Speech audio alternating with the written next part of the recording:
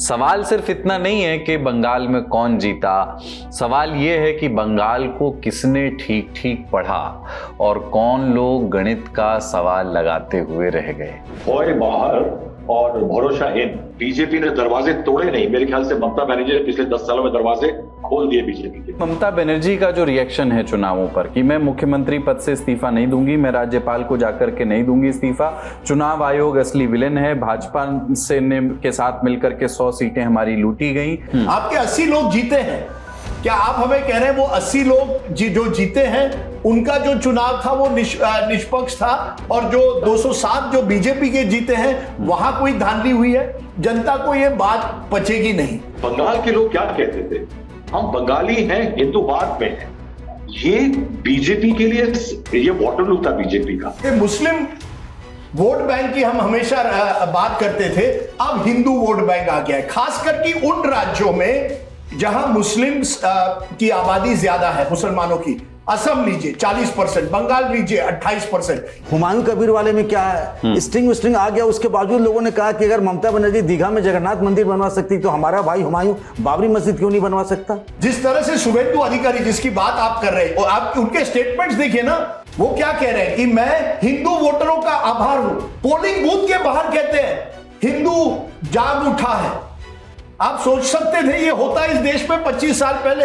अमित शाह ने कहा कि सुनील बंसल अगर कुछ बात कह रहे हैं तो समझिए कि अमित शाह बोल रहा है, और उसके बाद से सुनील बंसल ने जो कहा सबने माना। एक और chief minister with an Amit Shah stand point, याद रखिएगा, अमित शाह कल की बीजेपी खड़ी कर रहे हैं एंड 2029 के इलेक्शन में ज्यादा सीटें लेने की तैयारी कर रहे हैं। बीजेपी नहीं चाहती थी कि विजय और कांग्रेस की सरकार बने। विजय ने बोल दिया कि मेरी आइडियोलॉजी के हिसाब से जितने भी पार्टी एनडीए के साथ है वो मेरे साथ अलायंस नहीं कर पाएंगे, नहीं कर सकते हैं। तमिलनाडु की राजनीति बदलने वाली है कुलदीप, इतने आसानी से नहीं कि आज विजय जीत गए इसका मतलब पूरी तरह से खेल खत्म। पिक्चर अभी बाकी है।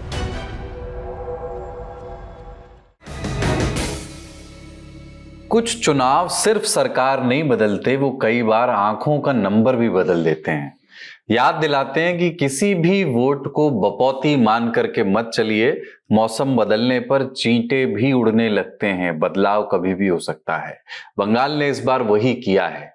जिस प्रदेश को दिल्ली की राजनीति दूरबीन से देखा करती थी, उसने पूरे देश को आईना दिखा दिया है। सवाल सिर्फ इतना नहीं है कि बंगाल में कौन जीता, सवाल यह है कि बंगाल को किसने ठीक ठीक पढ़ा और कौन लोग गणित का सवाल लगाते हुए रह गए। क्या ये जीत किसी चाणक्य की बूथ स्तर की रणनीति की जीत है, या भय, पहचान और भाषा के बारीक हिसाब का नतीजा है? बीजेपी ने तृणमूल को हराया या बंगाल ने बीजेपी को ही बंगाली बना करके स्वीकार कर लिया? हिंदुत्व की हिंदी पट्टी वाली पटकथा यहां आकर के माछ भात, झाल मुड़ी और स्थानीय अस्मिता की स्याही में दोबारा लिखी गई। और दक्षिण में क्या हुआ? तमिलनाडु ने भी सिनेमा और सत्ता के बीच की पुरानी रील को नई एडिटिंग दे दी। पहली बार चुनाव लड़ने वाली टीवी के अब सरकार बनाने जा रही है, मगर सहारे की बैसाखियों पर। जनादेश जुगाड़ का है, लेकिन मुख्यमंत्री विजय को सहयोगियों की नाजुक शर्तों की रस्सी पर चलना होगा, वो भी आसान नहीं होगा। तो आज नेता नगरी में चुनाव नतीजों की बात करेंगे, उस हिंदू वोट की बात भी करेंगे जिसका जिक्र शुभेंदु अधिकारी और हिमंत बिस्व शर्मा कर रहे हैं। एक पॉलिटिकल कैपिटल के तौर पर इसका अर्थ क्या है? लेकिन असल कहानी एक है कि भारत में चुनाव अब सिर्फ गणित से नहीं पढ़े जाएंगे, अब सिर्फ लहर के रूप में भी नहीं पढ़े जाएंगे।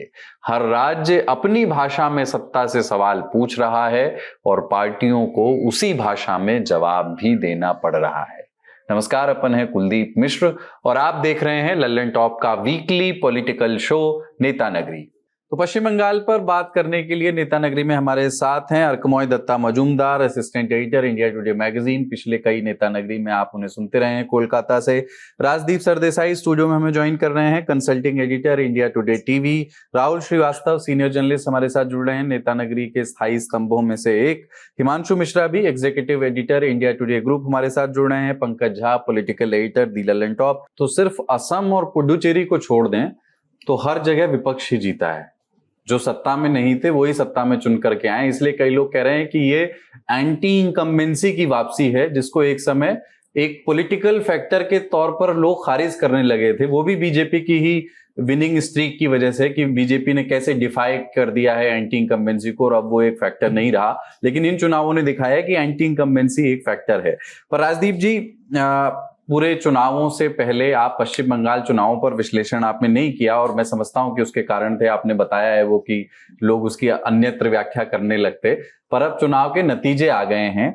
मुझे ये बताइए कि ममता बनर्जी का जो रिएक्शन है चुनावों पर कि मैं मुख्यमंत्री पद से इस्तीफा नहीं दूंगी, मैं राज्यपाल को जाकर के नहीं दूंगी इस्तीफा, चुनाव आयोग असली विलेन है, भाजपा से के साथ मिलकर के 100 सीटें हमारी लूटी गई, अब मैं कहीं से भी चुनाव लड़ सकती हूं, मैं आजाद पंछी हूं। ये जो विपक्ष का रिएक्शन है, इसमें अखिलेश यादव और कांग्रेस की ओर से भी समर्थन आया। इसको लेकर के कई बार विपक्ष से सहानुभूति रखने वाले पॉलिटिकल पंडित्स भी कहते हैं कि ये शायद अब करने से बाज आना चाहिए क्योंकि ये अच्छी मैसेजिंग नहीं जाती है।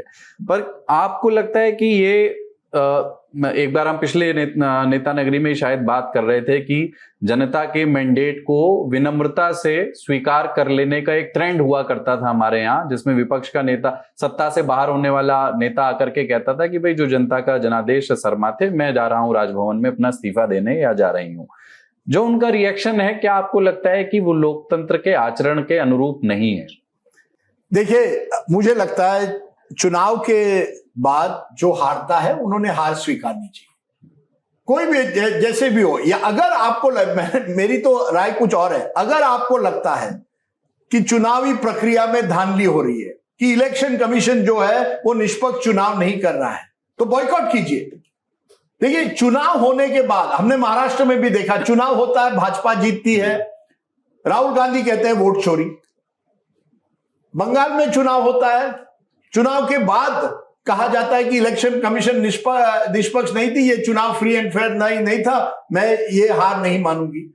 अगर आपको पहले से लगता है, क्योंकि पहले से ये अब एक नैरेटिव बन गया है, वोट चोरी हो रही है, इलेक्शन कमीशन निष्पक्ष नहीं है, तो आपको कोई ऐसा कदम उठाना पड़ेगा चुनाव के पहले, चुनाव के बाद नहीं। एक बार चुनाव के नतीजे, आपने उस चुनाव में शामिल रह गए, आपके 80 लोग जीते हैं, क्या आप हमें कह रहे हैं वो 80 लोग जो जीते हैं उनका जो चुनाव था वो निष्पक्ष था, और जो 2207 जो बीजेपी के जीते हैं वहां कोई धांधली हुई है?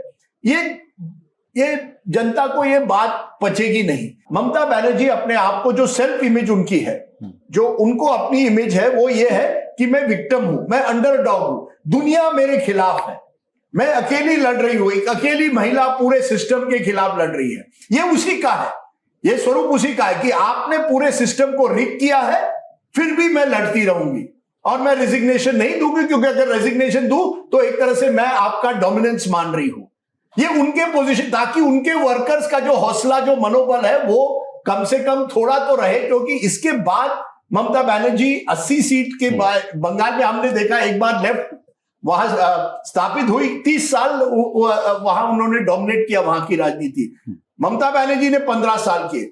अब वापसी करना बंगाल जैसे राज्य में डिफिकल्ट है। तो उनका जो ये रवैया था, वो जानती थी कि सरकार तो बननी है बीजेपी की, लेकिन कम से कम एक पॉलिटिकल थिएटर किया जाए जहां मैं दिखाऊं कि दुनिया मेरे खिलाफ, मैं आपके बनाए हुए रूल से नहीं चलूंगी। आप संविधान की बात करते हैं, लेकिन आपने ये चुनाव असंवैधानिक तरीके से किया है, इसलिए मैं नहीं मानती। अब आपने विश्लेषण किया आपके प्रोग्राम के आने के पहले, और मैं जल्द 10 पॉइंट 1 by 1 कह देता हूं। आप उनमें, इससे और भी 10 हो सकते हैं। चुनावी इतनी बड़ी जीत बीजेपी की और इतनी बड़ी हार ममता में की, उसके कई कारण। एक, स्ट्रॉन्ग एंटी इनकम्बेंसी, सरकार विरोधी भावना, इसमें गुस्सा भी था कुछ इलाकों में, कुछ थकावट भी है। ये अर्बन एरियाज में भी था, लेकिन इस बार रूरल एरियाज में भी था। लोगों को लगा, कई जो हमारे पोस्टर थे कह रहे अर्बन एरिया कोलकाता के इर्द गिर्द बहुत गुस्सा है, आरजी कार हुआ है, तोलाबाजी है, वहां काउंसलर्स के करप्शन है। ये अर्बन एरिया, रूरल एरिया में जाएंगे कोई की ममता बनर्जी की मशीन, वो है पॉलिटिकल मशीन, वो बरकरार है, महिलाओं में उनका लगाव वैसा है, लेकिन वो हुआ नहीं। कई ऐसे इलाके, बर्धमान अलग, जहां स्वीप हुआ है बीजेपी का, और वहां माइक्रो लेवल डिटेल, हमने पिछले बार मुझे लगता है, या मैंने किसी और प्रोग्राम में कहा था, आलू के जो किसान हैं उनको रेम्यूनरेटिव प्राइस नहीं मिली थी, हुगली और बर्धमान में बहुत है। ये छोटे छोटे मुद्दे जो है उन्होंने एक एंटी इनकम्बेंसी की लहर बता दी। Number 2, Hindu vote bank consolidation. 180 से ज्यादा या 150 और 180 से सीटें हैं बंगाल में जहां मुस्लिम लेस देन 20% है। 160 plus of them have been won by BJP. BJP की क्लीन स्वीप है। तो जिस तरह से आप कह रहे हैं, जहां एक तरह से मुस्लिम वोट बैंक की हम हमेशा बात करते थे, अब हिंदू वोट बैंक आ गया है, खासकर कि उन राज्यों में जहां मुस्लिम्स की आबादी ज्यादा है, मुसलमानों की। असम लीजिए 40%, बंगाल लीजिए 28%। ऐसे राज्यों में एक हिंदू कंसोलिडेशन है और बीजेपी ने इसको खेला है। इससे कोई, जिस तरह से शुभेंदु अधिकारी जिसकी बात आप कर रहे हैं, आप उनके स्टेटमेंट्स देखिए ना, वो क्या कह रहे हैं कि मैं हिंदू वोटरों का आभार हूं। पोलिंग बूथ के बाहर कहते हैं हिंदू जाग उठा है। आप सोच सकते थे ये होता इस देश में 25 साल पहले?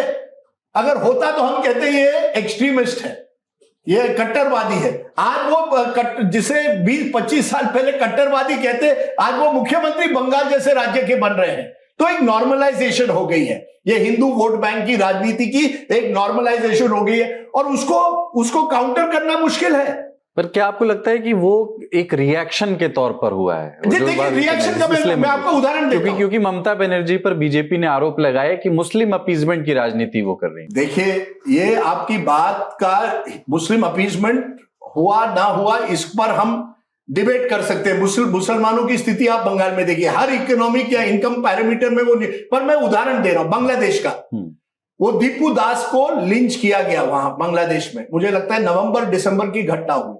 बीजेपी ने Bangladesh deputy high commission Kolkata के बाहर शुभेंदु अधिकारी, उन्होंने साधु संत भी लाए थे, वहां प्रदर्शन किया और उन्होंने बैरिकेड जो है तोड़ने की कोशिश की। पुलिस ने उन पर लाठीचार्ज किया। पुलिस और क्या करती जब आप, लेकिन उसकी जो तस्वीरें थी, उसके जो व्हाट्सएप मैसेजेस गए, देखिए वहां बांग्लादेशी हिंदुओं को मारा जा रहा है, यहां हम प्रोटेस्ट भी नहीं कर सकते।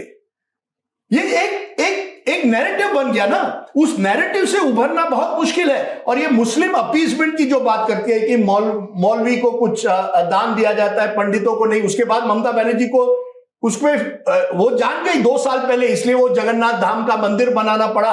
हिंदू मुस्लिम की राजनीति में वो फंस गई, ये मैं बात आपकी मानता हूं। क्योंकि एक बार आपकी छवि बन जाए ना मुस्लिम अपीजर, उसके बाद आज की राजनीति में, एक जमाने में you could get away with it, अब नहीं, क्योंकि एक ऐसी पार्टी आ गई ना भाजपा की। अमित शाह ने एक बात बहुत मार्के की कही। उन्होंने कहा कि ममता बनर्जी उससे पहले लेफ्ट, ये दुर्गा पूजा है, उनका ये कहना था कि सनातन धर्म, सनातन का एक पर्व है, त्योहार है। ममता बनर्जी ने उसे बंगाली कल्चर का हिस्सा बना दिया। उन्होंने कहा कि हमने इसे बूथ बूथ तक पहुंचाया। और ये जो आप कह रहे थे ना, जो दीपू की हत्या हुई, व्हाट्सएप ग्रुप बना करके इसको पूरा फैलाया गया। और ये जो दूसरी बात करते हैं ना अभी कि मुस्लिम और हिंदू वाला, उसमें देखिए 2 तरह की चीजें हैं बॉस। अभी बिहार का एग्जांपल देखिए कि एक तो जहां पर 15%, 20% मुस्लिम वहां बीजेपी को हराने के लिए वोट करता है, लेकिन जहां 30%, 35%, 40% है ना, वहां का मानस जो है मुस्लिम समाज का, वो अब पहले वाला नहीं रहा है। वो देखना चाहता है कि बीजेपी नहीं, हम तो सब आपस में अपने भाई को जिताएंगे। तो सीमांचल में ओवैसी के लोग जीत गए। हुमायूं कबीर वाले में क्या है, स्टिंग आ गया। उसके बावजूद लोगों ने कहा कि अगर ममता बनर्जी दीघा में जगन्नाथ मंदिर बनवा सकती तो हमारा भाई हुमायूं बाबरी मस्जिद क्यों नहीं बनवा सकता? दोनों हम लोगों ने उसको आउटराइटली रिजेक्ट कर दिया था। दोनों सीटें जीत गई है। नहीं बिल्कुल। देखिए, एक तो पॉइंट है बड़ी इंटरेस्टिंग है, ममता बनर्जी इज अ बंगाली ब्राह्मण। शी इज नॉट वो उस तरह से, अगर आप उनके घर पे भी जाए, सब हिंदू देवताओं के भी पिक्चर रहेंगे। She is a very devout, मंदिर जाती है, चर्च भी जाएगी, मस्जिद भी जाएगी। लेकिन 15 साल में क्या हुआ, क्योंकि उनके इर्द गिर्द कुछ खास लोग भी जो थे, जो second level local level leadership, वो मुस्लिम स्ट्रॉन्गमैन माने जाते थे, उसका भी रिएक्शन हुआ। जो अभी पंकज जी ने बात की, इस समय मुस्लिम फ्रेगमेंटेशन, मुस्लिम वोट बिखर गया, क्योंकि मुस्लिम भी ऑप्शन देख रहा है कि देखिए ममता बनर्जी जो है वो एक तरह से हमारी बात उस जोर से नहीं उठा पाती है जो शायद हुमायूं कबीर करे या ओवैसी जी करे। ओवैसी जी का वैसे तो बंगाल में तो कोई ये नहीं हुआ, क्योंकि वो उर्दू स्पीकर, वहां की भाषा नहीं है, लेकिन हुमायूं कबीर का हुआ। और एक और भी हुआ, कांग्रेस और लेफ्ट और आईएसएफ से आने, वो वोट बट गया। थोड़ा फ्रेगमेंटेशन ऑफ मुस्लिम वोट हुआ, Hindu consolidation, Muslim fragmentation, Muslim is also looking for alternatives. आज ओवैसी महाराष्ट्र में कुछ जगहों में या अन्य जगहों में क्यों उनका वोट बढ़ गया है? क्योंकि मुस्लिम, खासकर की युवा मुस्लिम सोच रहा है कि अगर हिंदू जाग उठा है तो हम भी जाग उठे, एक consolidation, counter consolidation. Point number 3, SIR exercise. पर वो जो एक यहाँ पर एक बात है कि वो जो जिसको आप युवा मुस्लिम वोटर कह रहे हैं, आई डोंट नो वो युवा के वाली ये विश्लेषण इसका आधार क्या है, लेकिन जो भी ये वाला फ्रेगमेंटेशन हुआ है, या जैसे हमने महाराष्ट्र में देखा, यहाँ पर हुमायूं कबीर के साथ देख रहे हैं, वो ज्यादा एक्सट्रीमिस्ट विचारों वाले नेताओं को चुन रहा है। अगर मुसलमान वोटर विकल्प तलाश रहा है तो वो विकल्प कुछ उदारवादी विकल्प नहीं है, वो विकल्प और अतिवादी विकल्प। सर क्योंकि दूसरी तरफ अगर एक मुख्यमंत्री कहे कि मैं हिंदू वोटर के लिए वहां आया हूं, तो ओवैसी जाकर कहेगा मुस्लिम वोटर, फंस गए ना लोग। It is almost back to 1946, जहां हिंदू महासभा एक तरफ और मुस्लिम लीग दूसरी तरफ। एक ऐसी एक स्थिति आप इस देश में बनाने जा रहे हैं जो बहुत दुर्भाग्यपूर्ण है और बहुत खतरनाक है। नंबर एक और पॉइंट सर, एसआईआर एक्सरसाइज, हम सबको लगा था एसआईआर एक्सरसाइज का एक रिएक्शन होगा, एक गुस्सा होगा और लोग कहेंगे कि नहीं, अगर एंटी इनकम्बेंसी भी है लेकिन एसआईआर की वजह से लोग शायद सरकार के साथ रहेंगे। क्या हुआ? एसआईआर एक्सरसाइज एक तो है कि ये कहना कि उसका कोई इलेक्शन पर इंपैक्ट हुआ, गलत होगा, लेकिन उसकी वजह से एक और इंप्रेशन यही गया कि ममता बनर्जी एसआईआर एक्सरसाइज को लेके कहीं वो मुस्लिम जो बांग्लादेश से आए हैं उनको बचा तो नहीं रही है, ये एसआईआर एक्सरसाइज जो इसके खिलाफ क्यों है, ये एक इंप्रेशन वहां चला गया। तो SIR exercise did not turn out to be, लोगों को लगा था, कई पोस्टर कह रहे थे नहीं एसआईआर की वजह से लोगों का गुस्सा बहुत है और गुस्से में लोग बीजेपी के खिलाफ वोट देंगे, वो हुआ नहीं। फिर टीएमसी की इनफाइटिंग, आप देखिए ओल्ड गार्ड बनाम न्यू गार्ड। अभिषेक बैनर्जी के आने से कई पुराने नेता नाखुश थे, उनके टिकटें काटी गई और अब खुल के आ रहे हैं, एक के बाद एक, हर दिन कोई ना कोई नेता आ रहा है, कह रहे हैं हमारी टिकटें काटी गई। इनफाइटिंग कई जगहों में थी। 5वीं पॉइंट, बीजेपी की माइक्रो मैनेजमेंट। जो महाराष्ट्र मॉडल उन्होंने शुरू किया है 2 साल पहले, महाराष्ट्र में क्या किया उन्होंने देखा, ए बी सी कैटेगरी जो सीट्स है, सी कैटेगरी जहां वो कभी जीतते नहीं है, बी जहां जीतने का चांस है, ए जहां अच्छा चांस है, उन्होंने ए और बी पे फोकस किया, 200 सीटों पे फोकस किया, 294 पर नहीं। ये बड़ी बात थी, लोगों को लगा यार, मुझे एक बंदे ने कहा बंगाल में 88,000 पोलिंग बूथ है, बीजेपी तो 25,000 में है ही नहीं। असली बात क्या है, बीजेपी ने हर बूथ में इस बार कोशिश की उन्होंने, लेकिन ज्यादा उन बूथों पे जहां उनको लगा वो सीट फ्लिप हो सकती है, और इतनी सीटें फ्लिप हुई। छठी बात, सेंट्रल फोर्सेस का डिप्लॉयमेंट। उसकी वजह से जो टीएमसी की लास्ट माइल मशीन थी, जिसकी वजह से वोटिंग डे पर या वोटिंग दिन के पहले वो अपने लोगों को लेकर जाती थी पोलिंग बूथ पर, गुंडागर्दी वाली, आप उसे गुंडागर्दी कहिए, देखिए कुछ हद तक गुंडागर्दी होती है उसमें, लेकिन हर व्यक्ति को गुंडागर्दी में नहीं कहूंगा। कुछ लोग जाते थे क्योंकि वो पंचायत में जब नहीं, तो आप बूथ स्तर के कार्यकर्ताओं को थोड़े ना सीएपीएफ रोक रही है, वो तो उन्हें ही रोक रही है जो गुंडागर्दी। ये डायमंड हार्बर वाला जो मॉडल जिसे कहा जाता है, मेरा ये कहना है जो भी हो, सेंट्रल फोर्सेज जो मशीन थी, जिसको आप वोटर, कुछ वोटर जो आपके पंचायत से जुड़े होते, लीडर, मसल पावर कहिए, उस मसल पावर को कहीं ना कहीं कमजोर किया गया। फिर अगली पॉइंट में जल्द 7वां पॉइंट, आरएसएस का आउटरीच। आरएसएस को आपने क्रेडिट नहीं दिया है। कई ग्रुप जो, जैसे मैंने कहा ना, खास करके ट्राइबल एरिया में देखिए स्वीप कहां हुई है, बांकुरा, पुरुलिया, ये सब जो है एरियाज जहां ट्राइबल बेल्ट बहुत है, वहां आरएसएस ने, इस्कॉन का रोल बहुत कम लोग जानते हैं, इस्कॉन के जरिए हिंदू मोबिलाइजेशन वहां हो रहा था, जो एक साइलेंट मोबिलाइजेशन, इसलिए लोगों को वो लहर एक तरह से नहीं पहचान पाए।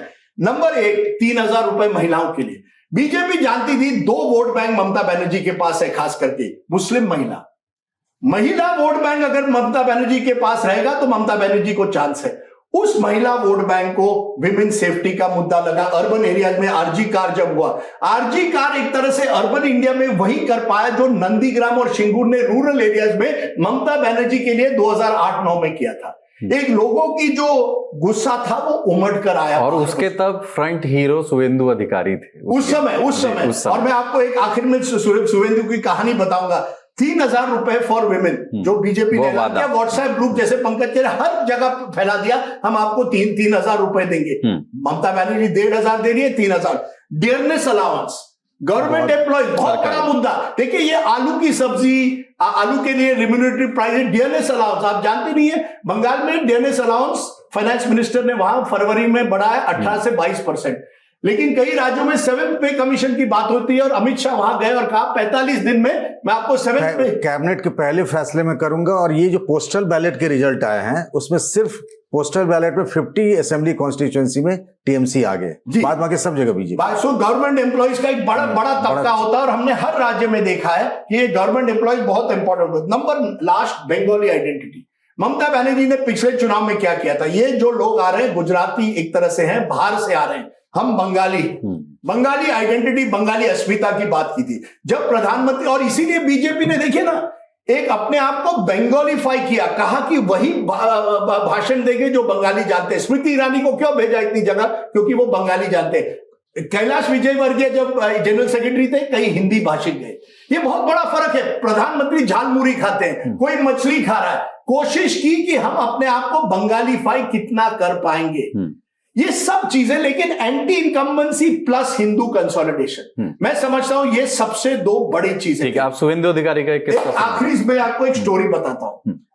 2015 या 16 की बात होगी कब ममता बनर्जी बीच में पार्लियामेंट में आती थी, सेंट्रल हॉल में, राहुल जी को भी याद होगा जब वो आती थी अपनी पूरी फौज एक तरह से सब एमपीज पे, और वो बैठ जाते थे, चाय भी पी रहे थे। उस दिन कभी चाय कम पड़ रही थी तो उन्होंने शुभेंदु को कहा, शुभेंदु दादा चाय। तो शुभेंदु वहां दौड़कर गए कि कहां से चाय मिलेगी, क्योंकि सबको चाय पिलानी थी, जो भी आ रहा था चाय। अब मैं जब सोचता हूं कि उस समय ममता बनर्जी शुभेंदु अधिकारी को कह रही है सबके लिए चाय फिक्स करो, आज वही शुभेंदु अधिकारी, कितने साल हो गए, 10-11 साल की बात होगी, उससे भी ज्यादा शायद, 10-11 साल के बाद वही शुभेंदु अधिकारी जो आज, जैसे आपने कहा, ममता बनर्जी के राइट हैंड मैन नंदीग्राम में थे। नंदीग्राम में जीतना शुभेंदु अधिकारी वर्सेस ममता बनर्जी, कई लोगों को लगा था शुभेंदु जीतेंगे। भवानीपुर में भी जीतना, ये मुझे लगता है एक बड़ा, एक तरह से जो चेंज हुआ है। लेकिन बड़ा आज आप प्रोग्राम करेंगे और मैं देखूंगा अगले कुछ दिनों में कितने भी नेता आएंगे, ममता बनर्जी ने ये नहीं किया, वो नहीं किया। लेकिन फिर भी मैं मानता हूं हर लीडर का एक दौर होता है। लालू यादव का एक दौर था बिहार में, नीतीश कुमार का एक दौर था, ममता बनर्जी का एक दौर था। और मुझे लगता है कभी भी अगले नेता नगरी या ये रीजनल नेता जो उन्होंने किया नहीं किया, हम केवल आज जब नेता हारता है उनकी बुराइयां देखते हैं।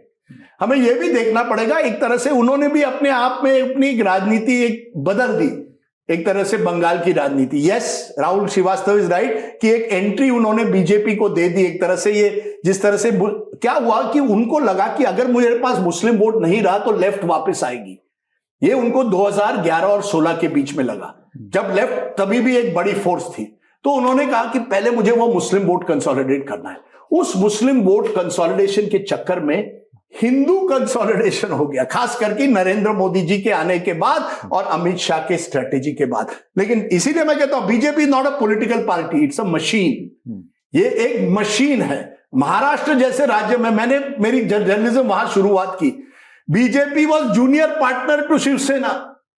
बाळासाहेब ठाकरे के मीटिंग्स के लिए लोग आते थे, नॉट फॉर एलके अडवाणी और वाजपेयी जी एक जमाने में महाराष्ट्र में, जब तक जो भीड़ उनके लिए आती थी ठाकरे जी के लिए। अब देखिए क्या स्थिति है, कैसे बदल गया। बंगाल से लेके Arab, from Arabian sea to bay of Bengal, दुनिया बदल गई इन सालों। तो बीजेपी द मशीन, कुलदीप, ये मशीन को रोकना ऑलमोस्ट बहुत ही, बंगाल के बाद तो मुझे लगता है ऑपोजिशन को सोचना पड़ेगा कैसे आप रोकोगे इस मशीन को।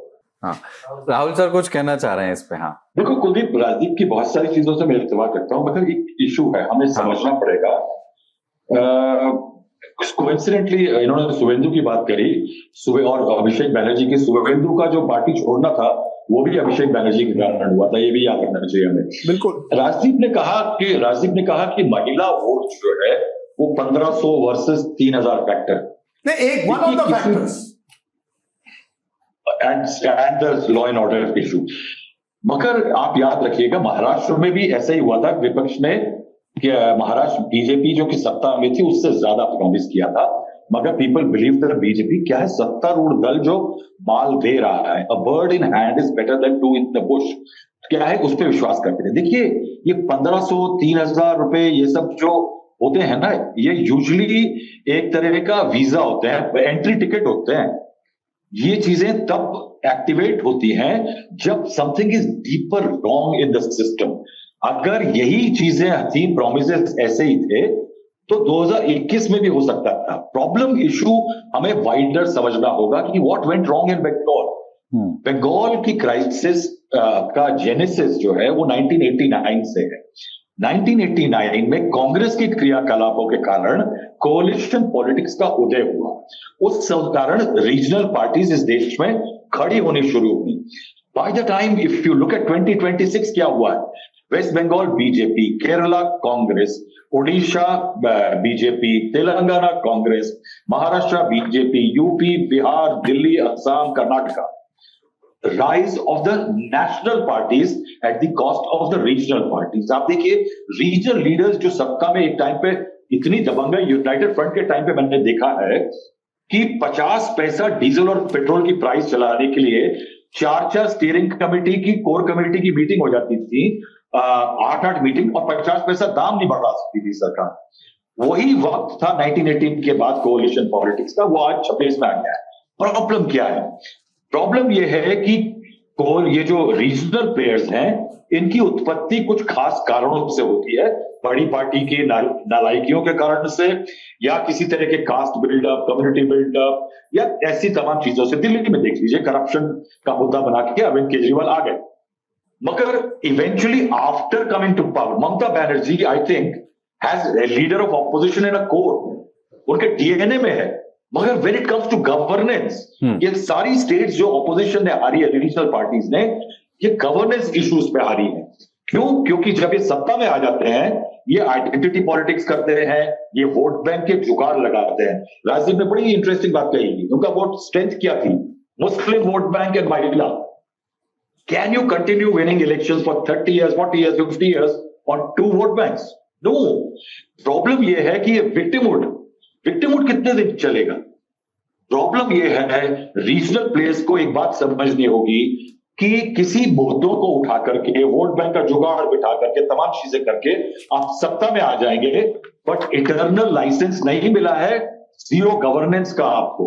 Governance is the biggest problem faced by the regional players, barring one man I think which is Naveen Patnaik, जो कि चंद्रबाबू नायडू, और Chandrababu Naidu to some extent. Well, he was voted out very soon after he became chief minister, so I can't say that he did very right and people thought that he was doing great work. इसमें point आता है governance का। चूक यहां पे हुई है दूसरे लेवल पे कि आप, जो हम हिंदू कंसोलिडेशन की बात कह रहे हैं कि हिंदू कंसोलिडेशन हो गया, और राज्य में बात कही ना, बंगाली टू हिंदू। बंगाल के लोग क्या कहते थे? हम बंगाली हैं, हिंदूवाद में हैं। ये बीजेपी के लिए ये वाटरलू था, बीजेपी का यही वाटरलू था, वो हिंदू फॉर्मूला लेके आता था। आप सोचिए एक चुनाव में बीजेपी के Kailash Vijayvargiya, that slow blinking leader, slow walking leader, उनके बैठकें करने वाले नेता, उनके नेता है, वहां पे प्रभारी हैं। किसको वो चुनाव में उन्होंने खड़ा किया था? दिलीप घोष जैसे नेता साइडलाइन थे। बाबुल सुप्रियो डिफेक्टर को उन्होंने टिकट, हालांकि उनके पास नेता नहीं था तो डिफेक्टर्स को देना ही था। उसके अलावा एक समय पर वो सौरभ गांगुली को लाने में जुटे हुए थे कि सेलिब्रिटीज जुड़ा लो। Who was the music director, Rajdeep, that Mamata Banerjee, that BJP fielded? Bappi Lahiri, the very famous one. Bappi Lahiri जैसे लोगों को लेकर के इनको लगता था कि हम चुनाव लड़ लेंगे। आप देखिए कि बीजेपी ने क्या किया, गली गली मछली के लेकर के उनके नेता घूमे। अनुराग ठाकुर जैसे नेता, जो कि स्ट्राइडेंट हिंदुत्व के लिए दिल्ली के कैंपेन में उनकी आवाजें सुनाई दी थी, वो सोशल मास खा रहे हैं ऑन टीवी कैमरा। उसके बाद हेमंत बिश्व शर्मा चैलेंज दे रहे हैं कि साहब मैं फला से 1 किलो ज्यादा मीट मछली खा सकता हूं।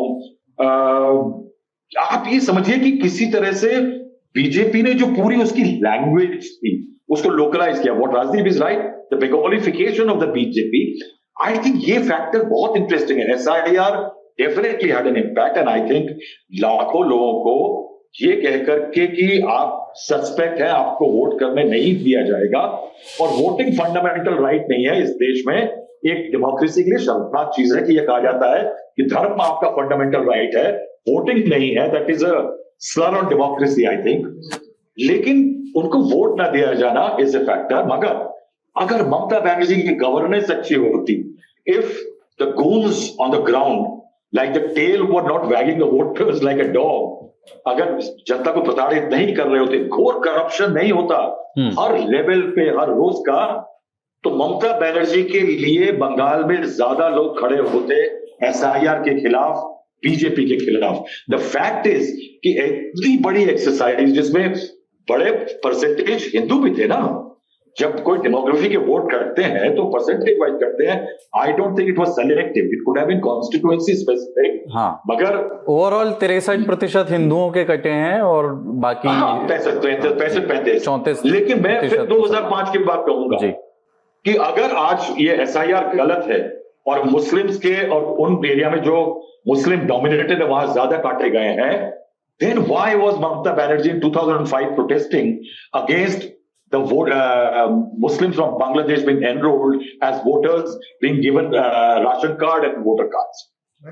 Mamata Banerjee saw the future in 2005.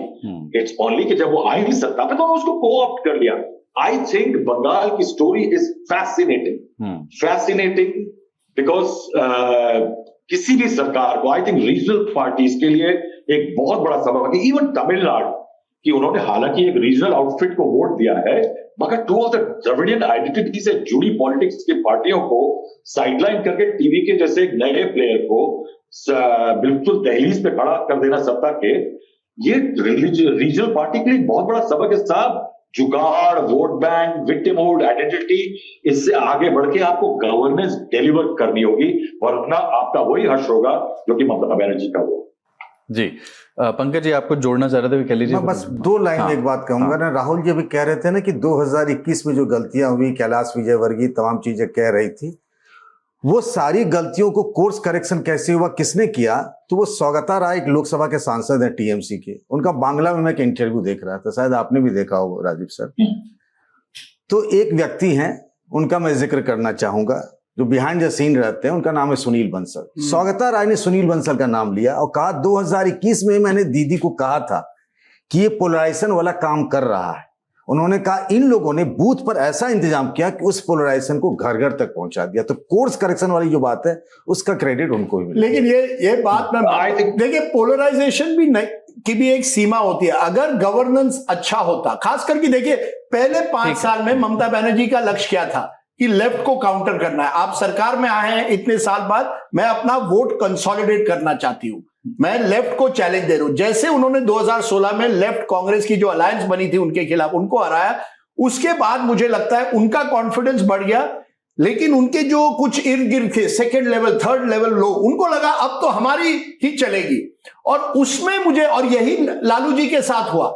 आप देखिए लालू जी ने बात की सोशल जस्टिस की, जब शुरुआत सामाजिक न्याय लाएंगे, धीरे धीरे उस सामाजिक न्याय में कहीं ना कहीं कई लोगों को लगा अब तो हमारी सरकार हमेशा के लिए, हमारा जो सोशल कोalition है उसको कोई नहीं तोड़ सकता मुस्लिम यादव को। ममता बनर्जी को भी कहीं ना कहीं लगा कि मुस्लिम और महिलाएं जो है वो हमारे साथ परमानेंटली रहेगी। कोई परमानेंट वोट बैंक नहीं होता इस देश में, मामू फैक्टर, हाँ, महिला और मुस्लिम। देखिए हर राज्य में एक लाइन कहना चाहूंगा यहाँ पे कि पंकज ने कहा कोर्स करेक्शन। किसी जगह पे चुनाव जीतने के लिए आपको पॉलिटिकल कोर्स करेक्शन चाहिए होता है, but I think more significant in Bengal for the BJP is the cultural correction that the BJP did. Without that cultural correction, that political correction won't have worked. ठीक है हिमांशु जी, सुनील बंसल का जिक्र हुआ, मैं मतलब उनकी बात हुई है चुनाव के दौरान, पर एक मैंने अपने 2014 किताब में जब सुनील बंसल पर एक पूरे 4 पेज लिखे थे, उन्होंने ये पन्ना प्रमुख शुरू किया, माइक्रो मैनेजमेंट जो उनकी जो एक तरह से थी, तब लोग मुझे पूछ रहे थे है कौन ये सुनील बंसल। मुझे नहीं लगता, पंकज जी आप मुझे करेक्ट कर सकते हैं, मुझे नहीं लगता कभी भी टीवी पर आज तक सुनील बंसल ने कोई इंटरव्यू दिया है। वो व्यक्ति जिसने आपको उड़ीसा जिताया है, यूपी जिताया है, बंगाल जिताया है। आप सोचिए, आप चेहरे देखेंगे अमित शाह जी के, शायद भूपेंद्र यादव जी के, धर्मेंद्र प्रधान जी के, क्योंकि उन्होंने भी काफी कुछ किया। सुनील बंसल जी का आज तक आपने चेहरा नहीं देखा है। वो व्यक्ति जो हमेशा कठिन से कठिन लड़ाई लड़ते हैं, और जब मैंने उनका नाम देखा कि वो बंगाल जा रहे हैं, मैंने किसी एक दोस्त को कहा he will make sure that BJP का ऑर्गेनाइजेशन मजबूत करेगा। हारे जीते वो बात अलग, संगठन को मजबूत करने, और वो ऐसा व्यक्ति, आप उन्हें अच्छी तरह से जानते, लगातार काम, जब भी मैं उनको फोन करता था वो कहीं और है, एक दिन ओडिशा में है, एक दिन बंगाल में, तेलंगाना भी चले गए थे बीच में। एक मैं कहानी बताता हूं, जब वो उनको यूपी से हटा के दिल्ली लाया गया तो वहां के पार्टी जनरल सेक्रेटरी बनाया गया और 3 राज्य दिए गए, तेलंगाना, उड़ीसा और बंगाल। तो तीनों ही बहुत मुश्किल राज्य लगा कि उनको संट कर दिया गया। मतलब जहां सरकार होती तो माना जाता है वहां प्रभारी बड़े होंगे। हिमांशु जी, मैं एक ना पूर्व पत्रकार है निखिल श्रीवास्तव, अब वो एंटरप्रेन्योर हैं, उन्होंने 2016 में सुनील बंसल के साथ काम किया है। उनका एक लेख पढ़ रहा था मैं, उन्होंने लिखा कि पश्चिम बंगाल में जो हुआ है अगर ये समझना है तो सुनील बंसल को समझना होगा, और ये भी कि वो कैसे काम करते हैं। तो उसमें उसकी कुछ पंक्तियां मैं पढ़ रहा हूं। बंसल लहर में नहीं लिस्ट में यकीन रखते हैं, और लिस्ट बूथ्स की लिस्ट, पोल एजेंट्स की, परिवारों की लिस्ट, क्लस्टर की लिस्ट और जातियों की लिस्ट। तो यूपी में 2017 और 2022 में उन्होंने बूथ लेवल की मशीनरी बनाई इन्हीं लिस्ट के जरिए, जिसमें प्रत्येक कार्यकर्ता पर 50 से 60 वोटर्स की जिम्मेदारी होती थी। 2026 में यही ओडिशा में उन्होंने मशीनरी लागू की। नतीजा नवीन पटनायक की सरकार गई और बीजेपी का मुख्यमंत्री पहली बार बना, और उन्होंने सीएम फेस पर बात करने के बजाय बूथ गिनने शुरू किए कि कितने बूथ हैं। बंगाल में करीब 80,000 बूथ हैं। 2024 खत्म होते होते तक, 2 साल पहले अब से चुनाव से, 65,000 बूथ्स में functional booth committee Sunil Bansal द्वारा बना दी गई थी।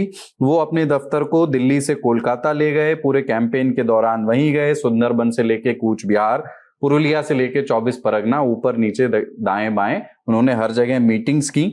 लेकिन ये तो वो स्टोरी है जो लिख दी गई है, कुछ अनछपा अनलिखा रह गया है। तो वो आप बताइए हिमांशु जी, उनकी स्टाइल ऑफ फंक्शनिंग क्या है, काम करने का तरीका क्या है सुनील बंसल का, क्या किस्सा है उनका? देखिए, कुछ किस्से अभी पंकज जी बता भी रहे थे, राजदीप जी बता रहे थे। एक चीज जरूर है सुनील बंसल की, डेडिकेटेड है। जब उनको सह संगठन मंत्री बनाया गया था उत्तर प्रदेश में, तब गृह मंत्री वहां पे उत्तर प्रदेश के प्रभारी थे गृह सचिव के तौर पर, और वहां पर जो छोटी छोटी गैर यादव ओबीसी की जातियां हैं, उनके नेताओं को लाना, उनको एक साथ लाना, संगठन में एडजस्ट करना, और ये बताना कि किस तरीके से चुनाव जीता जा सकता है। जो आप बूथ मैनेजमेंट बता रहे हैं ना, वो 80,000 ही नहीं, दूसरा जिसका जिक्र अभी पंकज जी भी कह रहे थे, तेलंगाना में आप देखिए ना, 4 से 8 सीटें हो गई।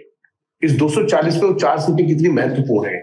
उड़ीसा में सरकार बनी, लेकिन 21 में से 20 लोकसभा सीटें जीती है। आप उसको देखिए। बंगाल में 18 से 12 हुई, लेकिन जो विधानसभा के नतीजे हुए, उस नतीजों की अपेक्षा शायद भारतीय जनता पार्टी के टॉप लीडरशिप करते थे, लेकिन बहुत लोगों को इसकी उम्मीद नहीं थी कि इतना परिणाम आएगा और 2/3 के करीब जो है भारतीय जनता पार्टी जीतेगी, और उससे भी ज्यादा 207 सीटें जीतना आएंगी। भारतीय जनता पार्टी ने कभी बंगाल में सोचा नहीं था, और उसको काम करने का जो तरीका है वो सुनील बंसल से बेहतर कोई नहीं जानता है। इसीलिए आप देखिए, गृह मंत्री उन पे बहुत भरोसा करते हैं। 3 ऐसे स्टेट दिए थे, उड़ीसा, बंगाल, तेलंगाना। तेलंगाना में जब वो गए, तब विधानसभा के चुनाव क्योंकि प्री हुए थे, यानी पहले लोकसभा के साथ होते थे, लेकिन उस बाद दिसंबर में जो छत्तीसगढ़, मध्य प्रदेश और राजस्थान में चुनाव होते हैं, उनके साथ हुआ। और सुनील बंसल कार्यकर्ताओं की बातों को बहुत सुनते हैं, फीडबैक पे बहुत भरोसा करते हैं। अगर कोई फीडबैक अच्छा है, कोई कार्यकर्ता है, उनको लगता है कि यह काम कर सकता है और इसकी ये यूएसपी है, तो उस यूएसपी को यूज करते हैं।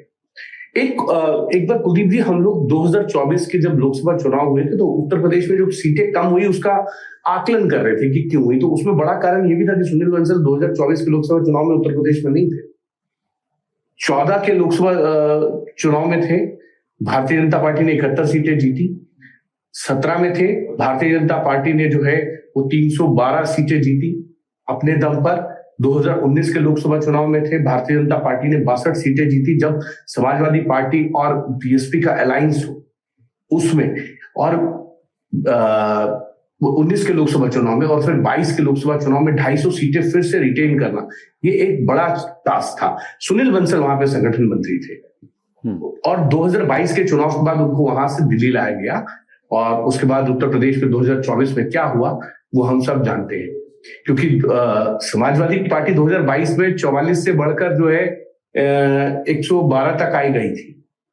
लेकिन बाकी चीजों को अगर आप देखेंगे तो उसको बहुत बड़ा कंट्रोल संगठन पे, मंत्रियों को किस तरीके से, मुझे एक घटना याद है मेरठ के अंदर जो है वो भारतीय जनता पार्टी की प्रदेश की कार्यकारिणी थी और वहां गृह मंत्री अमित शाह जब भारतीय जनता पार्टी के अध्यक्ष थे वो उसमें गए थे।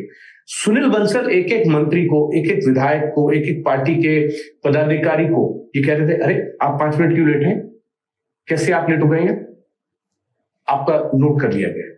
तो ये जो चीजें हैं ना, उनका जो फीडबैक सिस्टम है और उन सब चीजों का ट्रैक रिकॉर्ड बनाकर लाना और फीडबैक के आधार पर टिकटें देना। और इस बार बंगाल में एक चीज बड़ी अच्छी हुई, बंगाल का जो टॉलीवुड है वहां से लोग नहीं आए, टीएमसी से बहुत ज्यादा लोगों को नहीं लाया गया।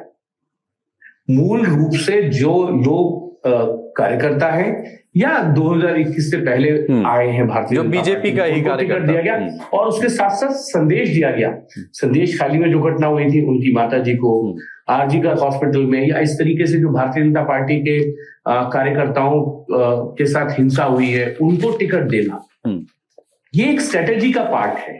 और पार्टी के अंदर जो सिर्फ टवल थी 2021 के बाद एक समय ऐसा भी आया कि भारतीय जनता पार्टी के बहुत से सांसद इस चीज को कहते थे, पत्र लिखे हैं कि शुवेंदु अधिकारी मूल रूप से पार्टी चला रहे हैं। आपके तो मतलब आपकी बात चुनाव के पहले दौरान भी होती होगी सुनील बंसल से, 207 की उम्मीद उन्हें भी थी? देखिए, जिस तरीके से वो काम करते हैं उनका ये जरूर था कि फुल मेजोरिटी की सरकार आएगी और कंफर्टेबली सरकार हम बनाएंगे, ये उनका आकलन जरूर था। ठीक, क्योंकि बंगाल के अंदर पुराना एक्सपीरियंस 2021 का भी है, जब भारतीय जनता पार्टी ने एक नारा दिया था कि 200 पार, वो इस तरीके के कोई नंबर्स वहां नहीं है। वो बांग्ला भाषा भी बोल लेते हैं। 2021 के अंदर नंबर्स के साथ था, हम 200 पार कर रहे हैं, लेकिन इस बार कोई इस तरीके नहीं था। और आप देखिए नेगेटिव कैंपेन नहीं किया। सुनील बंसल बांग्ला भी बोल लेते हैं सुनील बंसल, तो सीखी होगी। हाँ, पंकज जी उसकी कहानी बताते हैं। वो जयपुर के पास एक कोटपुतली गांव है, वहां के वो मूलतः रहने वाले हैं, लेकिन उनके जो बड़े भाई और परिवार के बाकी लोग दुर्गापुर में रहते हैं, तो बांग्ला बोल लेते हैं टूटी फूटी और बांग्ला समझ लेते हैं। मैं 2 छोटी सी कहानी बताऊंगा 2 लाइन में।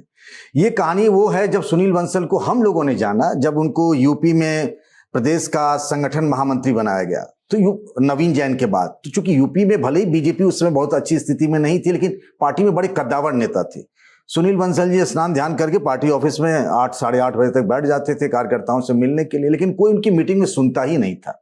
अमित शाह ने उन्हें बना तो दिया था, लेकिन समझते कौन है सुनील बंसल। तो एक दिन अमित शाह आए बैठक में, सारे लोग थे, और अमित शाह ने कहा कि सुनील बंसल अगर कुछ बात कह रहे हैं तो समझिए कि अमित शाह बोल रहा है। और उसके बाद से सुनील बंसल ने जो जो कहा सबने माना। दूसरी एक छोटी सी कहानी बताऊंगा, एक को छोड़कर वो हिमांशु जी से मैं पूछूंगा, लेकिन हाँ दूसरी कहानी अभी जो थोड़ी देर पहले एक वीडियो दिखा रहे थे ना आपकी, वो मिठाई उठाई खा रहे हैं सुनील बंसल कमरे में, वो सॉल्ट लेक में ऑफिस है, 3rd फ्लोर का है। तो मैं वहां बैठा था, एक मंत्री आए किसी प्रदेश के, वो आए और उन्होंने प्रणाम उणाम किया, कुछ मिठाई उठाई भी लेके आए थे। उन्होंने कहा कि भाई साहब मैं कल आ गया और मैंने 3-4 सभाएं कर ली हैं कोलकाता आसपास में। सुनील जी मुस्कुराए, कुछ बोले नहीं, 1-2 आदमी से बात किया, बोला कि ऐसा है कि सभाएं कल तो आपने नहीं की 4-5, लेकिन आज आप जरूर कर लीजिएगा। अब वो आदमी हैरान था कि इनको कैसे पता। उन्होंने कहा आप एक शादी में आए हो, आपने कल कोई सभा नहीं की है, आज जरूर कर लेना। मतलब एक एक कार्यकर्ता व्यक्ति क्या कर रहा है, गजब का उनके पास मैपिंग है। कुछ दिन पहले ही आपने ये खबर दे दी थी कि शुवेंदु अधिकारी का नाम मुख्यमंत्री पद के लिए फाइनल है और कोई उप मुख्यमंत्री इस बार भारतीय जनता पार्टी बनाने के संभावना बहुत कम है। पर्यवेक्षक के तौर पर अमित शाह कोलकाता पहुंचे, जो बहुत अपने आप में ये भी एक दुर्लभ घटना थी कि गृह मंत्री पहुंचे और उन्होंने शुवेंदु अधिकारी के नाम का ऐलान हुआ और उप मुख्यमंत्री के बारे में कोई सूचना अब तक तो कम से कम नहीं दी गई है। शुवेंदु ही क्यों पहली चॉइस थे? वो एक उसकी प्रक्रिया है कि 8 लोगों ने, प्रस्तावकों ने नाम दिया और 8 ने शुवेंदु का ही नाम दिया, ऐसा गृह मंत्री ने बताया। पर थोड़ा सा इसको रणनीतिक नजरिए से बताइए कि पश्चिम बंगाल, जिस तरह की चैलेंजेस पश्चिम बंगाल में हैं, नई सरकार के सामने जिस तरह के चैलेंजेस होंगे, क्यों बीजेपी के लिए शुवेंदु आइडियल चॉइस थे? देखिए, इसके अलावा विकल्प में और कोई नेता नजर भी तो नहीं आ रहा था। जिन नामों पर चर्चा की जा रही थी मीडिया के एक हिस्से में, कोई ऐसा व्यक्ति नहीं था।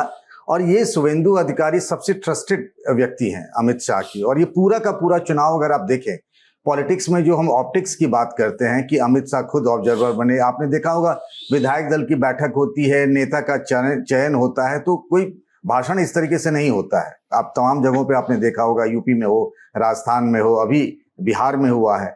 लेकिन जिस तरीके से अमित शाह एक मैसेज देना चाह रहे थे, और शुवेंदु अधिकारी की रही बात, तो एक एक्सपीरियंस्ड हैंड है, टीएमसी के बारे में उनको जानकारी है, जितना लंबा उनका अनुभव है और जिस तरीके से वो जायंट किलर रहे हैं। भाई आप देखिए ना, पिछली बार भी नंदीग्राम में किसी ने सोचा था कि ममता बनर्जी उनसे चुनाव हार जाएंगी? मुझे याद है उस वक्त में नंदीग्राम के प्रभारी जो बनाया गया था वो धर्मेंद्र प्रधान सिर्फ नंदीग्राम तक के प्रभारी थे। तो जब हम लोग हल्दिया में एक होटल में वो भी ठहरे थे, हम भी ठहरे थे, उन्होंने कहा था कि आप लिख कर रख लीजिए कि शुवेंदु अधिकारी ममता बनर्जी को हरा रहे हैं। तो बड़ा शॉकिंग था, कैसे हो सकता है ये? पर शुवेंदु अधिकारी ने किया। और इस बार भी जब ये कहा गया उनको कि आप नंदीग्राम भी लड़िए और भवानीपुर लड़िए, और भवानीपुर में जाकर उन्होंने ममता बनर्जी को हराया। और जिस तरीके से वो एक ऐसा चेहरा ने, जैसे आप कहते हैं ना कि एक हाउस होल्ड नेम अगर बीजेपी की तरफ से देखें कोई ऐसा चेहरा है पूरे बंगाल में, तो सिर्फ और सिर्फ शुवेंदु अधिकारी हैं। ममता बनर्जी के सरकार में लंबे समय तक मंत्री रहे, अलग अलग विभागों में उनका अनुभव है, तो हर लिहाज से उनका ही बनना था। रही बात डिप्टी सीएम की, तो मैंने 3 दिन पहले जो 2-3 व्यक्ति हैं जो बंगाल में बीजेपी की जिम्मेदारी संभाल रहे हैं, उनसे हमने पूछा कि ये बताइए कि मुख्यमंत्री कौन होगा। तो उन्होंने कहा भाई आप चैनल में है नहीं, आपको चलाने की कोई हड़बड़ी नहीं, तो मैं आपको बता सकता हूँ। तो शुवेंदु अधिकारी कहा, मैंने कहा कि क्या जिस तरीके से यूपी में 2 डिप्टी सीएम, राजस्थान में, मध्य प्रदेश में, छत्तीसगढ़ में, सब जगह ऐसा प्रयोग किया गया, उड़ीसा में भी, क्या बंगाल में भी ये प्रयोग होगा? उन्होंने कहा नहीं, यहाँ कोई प्रयोग नहीं होने वाला है। यहाँ शुवेंदु अधिकारी कलेक्टिव एक रिस्पॉन्सिबिलिटी, वो सीएम के चेहरा रहेंगे, वही सबको संभालेंगे, पर्ची नहीं निकाली जाएगी।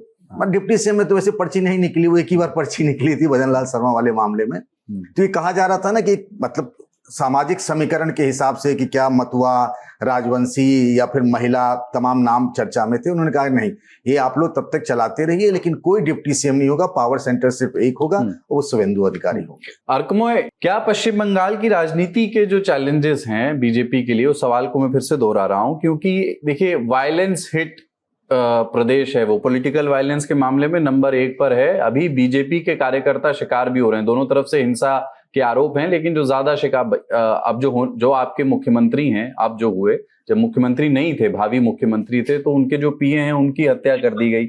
4 कार्यकर्ता और हैं बीजेपी के जिनकी हत्या हुई।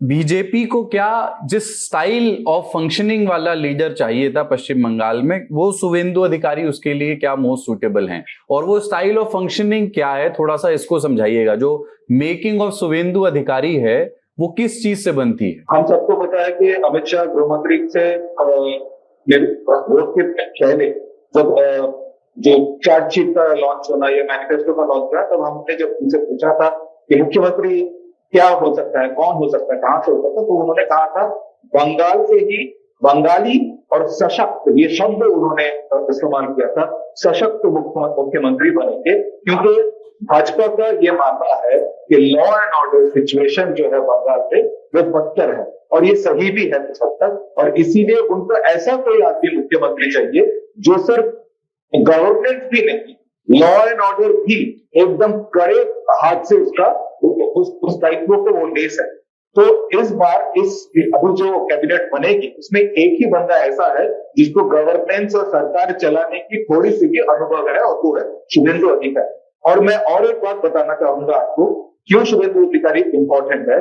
क्योंकि जैसे हम सबको पता है कि दिल्ली से या अमित शाह से या पार्टी से उनको बोला गया कि आप भवानीपुर में जाइए, लड़िए, और वो लड़े और ममता बनर्जी को हरा के आए।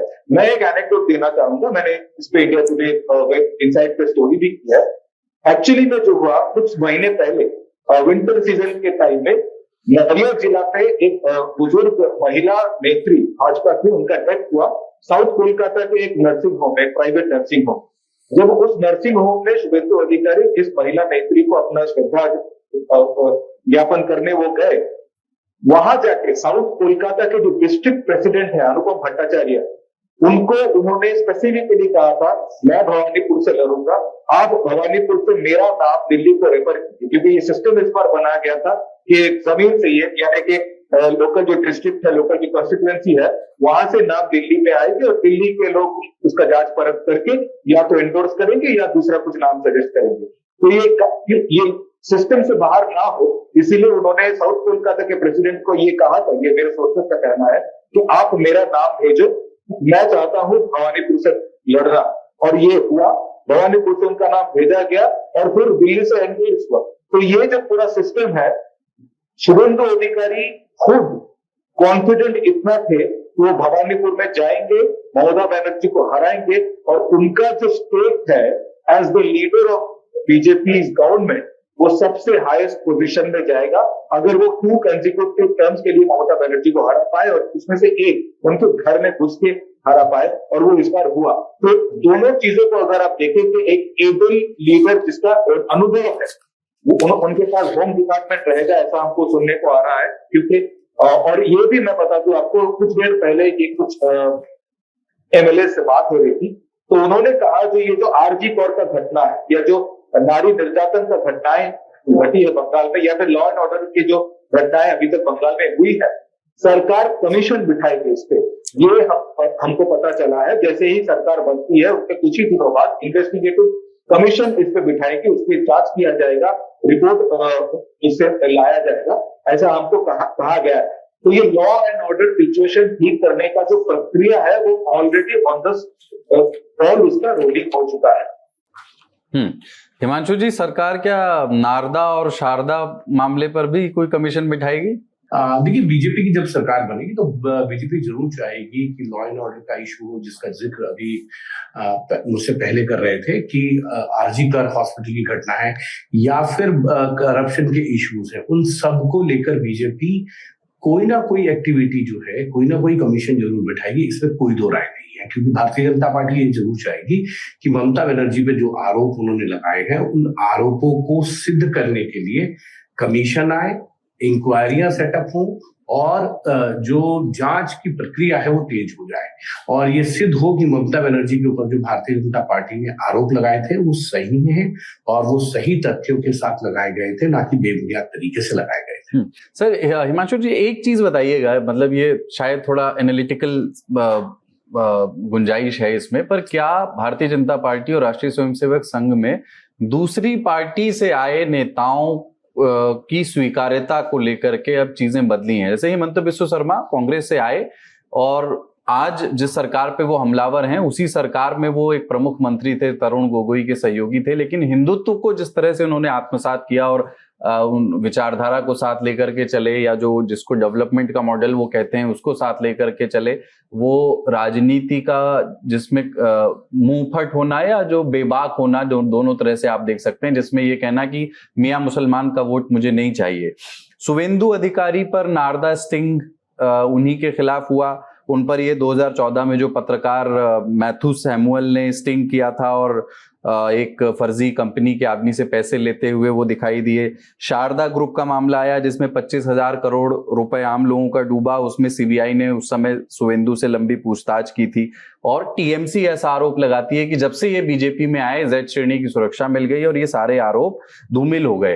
तो एक समय था, हम सम्राट चौधरी के समय भी ये सब सुन रहे थे कि क्या बिहार में संघ और भारतीय जनता पार्टी का आला कमान पूरी तरह कॉन्फिडेंट है कि एक आरजेडी की हिस्ट्री वाले व्यक्ति को मुख्यमंत्री बनाने को लेकर के। पर चूंकि एक दो जगह सफल उदाहरण हुए हैं, असम में हुआ, बिहार में हुआ, तो अब बीजेपी इस या संघ इस बात को लेकर के थोड़ा सहज हो गया है कि कोई व्यक्ति अगर दूसरी पार्टी में था, अब छोड़कर इसमें आ गया है और अब कुछ समय यहां बिता दिया है। 5 साल 2 साल की बात नहीं है, उनको एक ठीक ठाक समय हो गया, 2 बार वो ममता बनर्जी को हरा चुके हैं, तो वो मुख्यमंत्री पद के लिए दावेदारी क्यों नहीं कर सकते हैं, भले ही उनका दागी अतीत रहा हो या आरोप लगा हो उन पर उस समय। ये अगर कुछ जो आरोप आप बता रहे हैं, अगर वो आरोप है उनके ऊपर, भारतीय जनता पार्टी को मालूम है, जिस स्टिंग का आप जिक्र कर रहे हैं वो टीएमसी सरकार में रहते हुए हुआ था। उसके बाद वो भारतीय जनता पार्टी में आए। भारतीय जनता पार्टी में अगर वो आ गए हैं और इतना लंबा समय हो गया है, 5 साल से ज्यादा का समय जो है उनको भारतीय जनता पार्टी में हो गया है। तो दूसरा भारतीय जनता पार्टी को और संघ को ये लगता है जहां भारतीय जनता पार्टी या संघ का संगठन उतना मजबूत नहीं है और वहां अगर दूसरी पार्टी से आए लोग उनकी विचारधारा को स्वीकार करते हैं और स्वीकार करने के साथ साथ उस पर आगे काम भी करते हैं, तो ऐसे लोगों को अगर मुख्यमंत्री बनाए, आपने हिमंता विश्व शर्मा का उदाहरण दिया है, उसके अलावा बहुत से लोग हैं। अगर आप देखें तो आसाम के अंदर आप देख लीजिए, आप मणिपुर में देखिए, आप त्रिपुरा में देख लीजिए, आप कर्नाटक में जब बोम्मई को मुख्यमंत्री बनाया था तो वो भी बाहर से आए हुए हैं। तो इस तरीके के कई एग्जाम्पल्स हैं, बिहार के एग्जाम्पल और असम के अलावा बहुत से एग्जाम्पल हैं, उदाहरण हैं, जहां पर भारतीय जनता पार्टी ने बाहर से आए लोगों को न सिर्फ मुख्यमंत्री बनाया बल्कि बड़े बड़े पोर्टफोलियो भी दिए हैं, राज्य सरकारों में भी, केंद्र सरकार। ज्यादातर पूर्वोत्तर राज्यों के उदाहरण हैं, पर एक बड़ी विधानसभा या बड़ी लोकसभा वाली प्रदेश में उदाहरण आपने कर्नाटक बसवराज बोम्मई का बताया, पर और कोई उदाहरण ज्यादातर मैं आऊंगा इस विषय पर दोबारा लौट करके। पर राहुल जी, चुनाव का विश्लेषण अब पिछले नेता नगरी में आप नहीं थे, पर भारतीय जनता पार्टी जिस चमत्कारी तरीके से पश्चिम बंगाल में विजयी बनकर के उभरी है, लगभग 45.9%, लगभग 46% वोट और लगभग 4% का गैप टीएमसी से, इतना बड़ा वोट प्रतिशत। आप नॉर्थ बंगाल देखिए तो वो स्वीप किया है, और जो साउथ वेस्ट जो जंगल महल का इलाका है, ट्राइबल बेल्ट है, उसको क्लीन स्वीप किया है। और सबसे ज्यादा लोग हैरानी इस बात पे कर रहे हैं कि वो 5 जिले जहां पर मुस्लिम आबादी 35% से ज्यादा है, वो सिर्फ 5 जिले जहां की 80-82 सीटें हैं, उसमें से 34-35 सीटें भी भारतीय जनता पार्टी जीत गई है। बताइए कि साउथ 24 परगना तक में बीजेपी सीटें निकाल ले गई है। इस चुनाव को कैसे पढ़ा जाए? क्या आप इसको कोई नया प्रस्थान बिंदु मानते हैं भारतीय राजनीति में कि अब 2+2=4 करके पढ़ने का, एरिथमेटिक बेस्ड चुनाव के आधार पर चुनाव को पढ़ने का तरीका बंद हो? कुछ चुनाव सेंटिमेंट बेस्ड होते हैं, कुछ चुनाव जो मुसलमानों की टैक्टिकल वोटिंग है, मुस्लिम वोटर्स की टैक्टिकल वोटिंग है, इसके खिलाफ एक रिवर्स कंसोलिडेशन हिंदुओं की, जो बीजेपी का सपना रहा है लंबे समय से, वो भी अब एक फैक्टर हुआ करेगा उन सीटों पर भी जहां 30-35% मुस्लिम आबादी है। उत्तर प्रदेश में चुनाव होने हैं अभी अगले साल, उस संदर्भ में क्या चुनावों को पढ़ने के नजरिए से इसने कोई नई लकीर खींची है पश्चिम बंगाल ने? हाँ कुलदीप, में पहले एक पॉइंट जो आपने पिछली बात कही ना कि outsiders coming to BJP and getting big position, I think इसको हम ना बड़े लिमिटेड दायरे से देखते हैं, क्योंकि हमारे आसपास एग्जांपल्स बहुत हैं। सम्राट चौधरी कहां से आए हैं? Samrat Choudhary is an outsider. N Biren Singh कहां से आए थे? He was a congressman. Pema Khandu congressman थे, चीफ मिनिस्टर बने, हालांकि वो सर्कमस्टेंसेस अलग थे। सुषमा स्वराज, यानी if I go take a historical this thing, तो सुषमा स्वराज जनता पार्टी से आई बीजेपी के अंदर। ऐसा नहीं है। आई थिंक बंगाल बड़ा क्लासिक एग्जांपल था जहां बीजेपी की सबसे बड़ी क्राइसिस लोकल लीडरशिप थी, तो कोई चारा नहीं था बीजेपी के पास शुभेंदु के अलावा, क्योंकि where do you pick the pool from? Bench strength ही नहीं है जब आपके पास। जब आप पहली बार, आपके पास एक नेता ऐसा है जिसने 15 साल की एंट्रेंस नेता को 2 बार हरा दिया, उससे बेटर ऑप्शन कोई नहीं हो सकता है, बेशक वो किसी और पार्टी से कम आया हो। असम में बीजेपी ने जड़ें जमाई थी, सर्बानंद सोनोवाल थे, मगर वो जो उनको एक नेता चाहिए था वो हेमंत बिश्व शर्मा था। और इंटरेस्टिंग जो आपने अमित शाह वाला पॉइंट किया, ये इस कंटिन्यूटी को देखिएगा, ये जस्ट ए पॉलिटिकल असाइड है मेरा, कि एक और chief minister with an Amit Shah stamp point, याद रखिएगा कि उनकी सिर्फ लेजिस्लेटिव पार्टी में मीटिंग नहीं है। हिमांशु को याद होगा कि शुभेंदु अधिकारी ने जब बीजेपी ज्वाइन की थी, वो किसकी प्रेसिडेंस में ज्वाइन की थी? Amit Shah was present then also. Suvendu Adhikari की ज्वाइनिंग के समय अमित शाह प्रेजेंट थे। So you can see a continuity इस पूरे एस्पेक्ट में। ये जो पूरा लीडरशिप बिल्डिंग, स्टेट गवर्नमेंट का एफर्ट, अमित शाह को चाणक्य बुलाया जाना, that effort that he puts in, वो यानी बीजेपी एक चक्र का पूरा होना है वो उस समय, क्योंकि अमित शाह ज्वाइनिंग होना है। जी बिल्कुल। सो यू कैन सी दैट एक पिक्चर कंप्लीट हो रही है, जिक्सॉ पजल यहाँ पे आकर के। और एक पॉइंट जो शुभेंदु अधिकारी ने बोला है आज, भय बाहर और भरोसा इन, that is a very interesting line जो आपके पहले पैनलिस्ट बोल रहे थे about law and order being the biggest challenge. वो जो भय एलिमेंट है उसको, हाँ, उसके बाद हम आपके इस, आई थिंक इसका बंगाल एक बिल्कुल अलग केस प्रेजेंट करता है। देखो, इसको समझने के लिए, बंगाल को समझने के लिए थोड़ा सा बंगाल के हिस्टोरिकल पर्सपेक्टिव को देखना होगा कि जब लाइन खींची गई, बहुत सारे राज्य इस देश में बने, वो लिंग्विस्टिक लाइंस पे बने, लेकिन बंगाल दो टुकड़ों में बंट गया। वो एक दूसरा फिनोमेना था, वहां पे लैंग्वेज के बैरियर नहीं थे, लैंग्वेज यूनिफायर थी। और उस बंगाली लैंग्वेज यूनिफायर होने के कारण एक बड़ा इंटरेस्टिंग एस्पेक्ट था कि बहुत दशकों तक पार्टीज एक यूनिफिकेशन कर सकी, कम्युनल लेवल पे डिवाइड नहीं आने दिया, और उन्होंने लैंग्वेज को ऊपर उठा दिया। यानी जिसे कहते हैं ना that religion is an opium, वहां language became that element. Language का स्ट्रेंथ इतना ज्यादा था, और उसके अंदर सेक्युलरिज्म का डिवाइड बंगाली वर्सेस अदर्स हो गया, और उसके कारण हिंदू मुस्लिम उतना ज्यादा फल नहीं पाए। हालांकि ऐसा नहीं कि कम्युनल डिवाइड नहीं है, हालांकि ऐसा नहीं, हम कहते हैं ना कि पोएट रविन्द्रनाथ टैगोर और बहुत सारे इंटेलेक्चुअल्स के होते हुए बंगाल जो है वो अलग किस्म ट्राइबल सोसाइटी है, जहां वायलेंस एक बहुत इंट्रिंसिक पार्ट रही है उसके सभ्यता की। जो आपके कलकत्ता के भद्रो और बड़े इंटेलेक्चुअल्स हैं, उनके बच जाइएगा। और उसके बाद क्या हुआ कि बंगाल में एक लगातार एक सीरीज चला जिसके अंदर एक सेक्युलरिज्म का पिक्चर था, जो कि एक बड़ा वर्क कर रहा था। मगर दूसरी तरफ में आप देखिए, सीपीएम जैसी पार्टियों ने बांग्लादेशियों को अंदर लेजिटिमाइज किया, उनको बसाया, उनके वोटर कार्ड बने, उनके राशन कार्ड बने, वायलेंस हुई, और उसके थ्रू एक डोमिनेंस आया। ममता बनर्जी ने उस सिस्टम को बाहर नहीं किया, उस सिस्टम को कोऑप्ट कर लिया। क्योंकि वो सिस्टम कोऑप्टेबल है ना। इट्स लाइक एक आर्मी खड़ी हुई है नीचे ग्राउंड पे, और उसको बनाया है। हाँ, उसको उन्होंने अडॉप्ट कर लिया।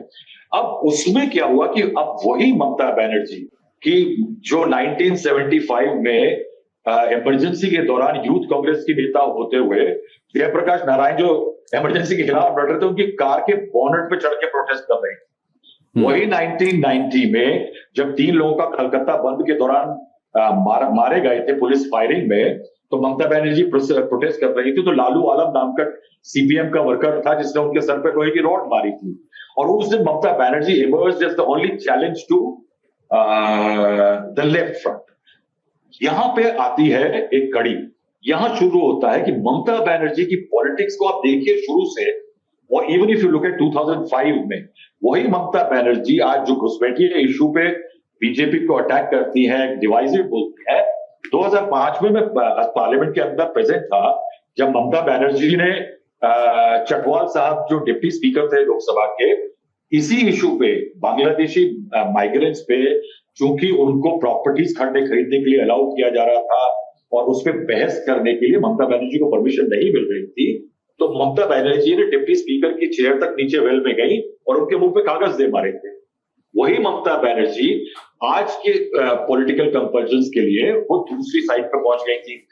प्रॉब्लम ये हुई कि मैं अगर इस सिलेक्शन को, मैं बहुत ज्यादा ट्रैवल नहीं किया, 2-3 जिले गया जहां जिनका आपने मेंशन किया, मुर्शिदाबाद वगैरह, लेकिन उस इशू में प्रॉब्लम क्या आई कि यहां बंगाल और यूपी अलग हो जाते हैं कि Mamata Banerjee like the CPM उसी एक सिस्टम को इनहेरिट करके चल रही थी, जिसमें ममता बनर्जी सिंप्लिसिटी की मुहूर्त, एक कॉटन की सफेद साड़ी जिसमें नीला बॉर्डर और उसमें एक हवाई चप्पल, और वो मुझे याद है एक फिएट गाड़ी में आया करती थी, अपने रकाबगंज या कहीं उनका घर होता था, और वो आती थी आगे की सीट पे बैठ करके, यानी फाइस्टी लीडर, स्ट्रीट फाइटर, ये सब एलिमेंट्स हैं, यानी she is an amazing fighter.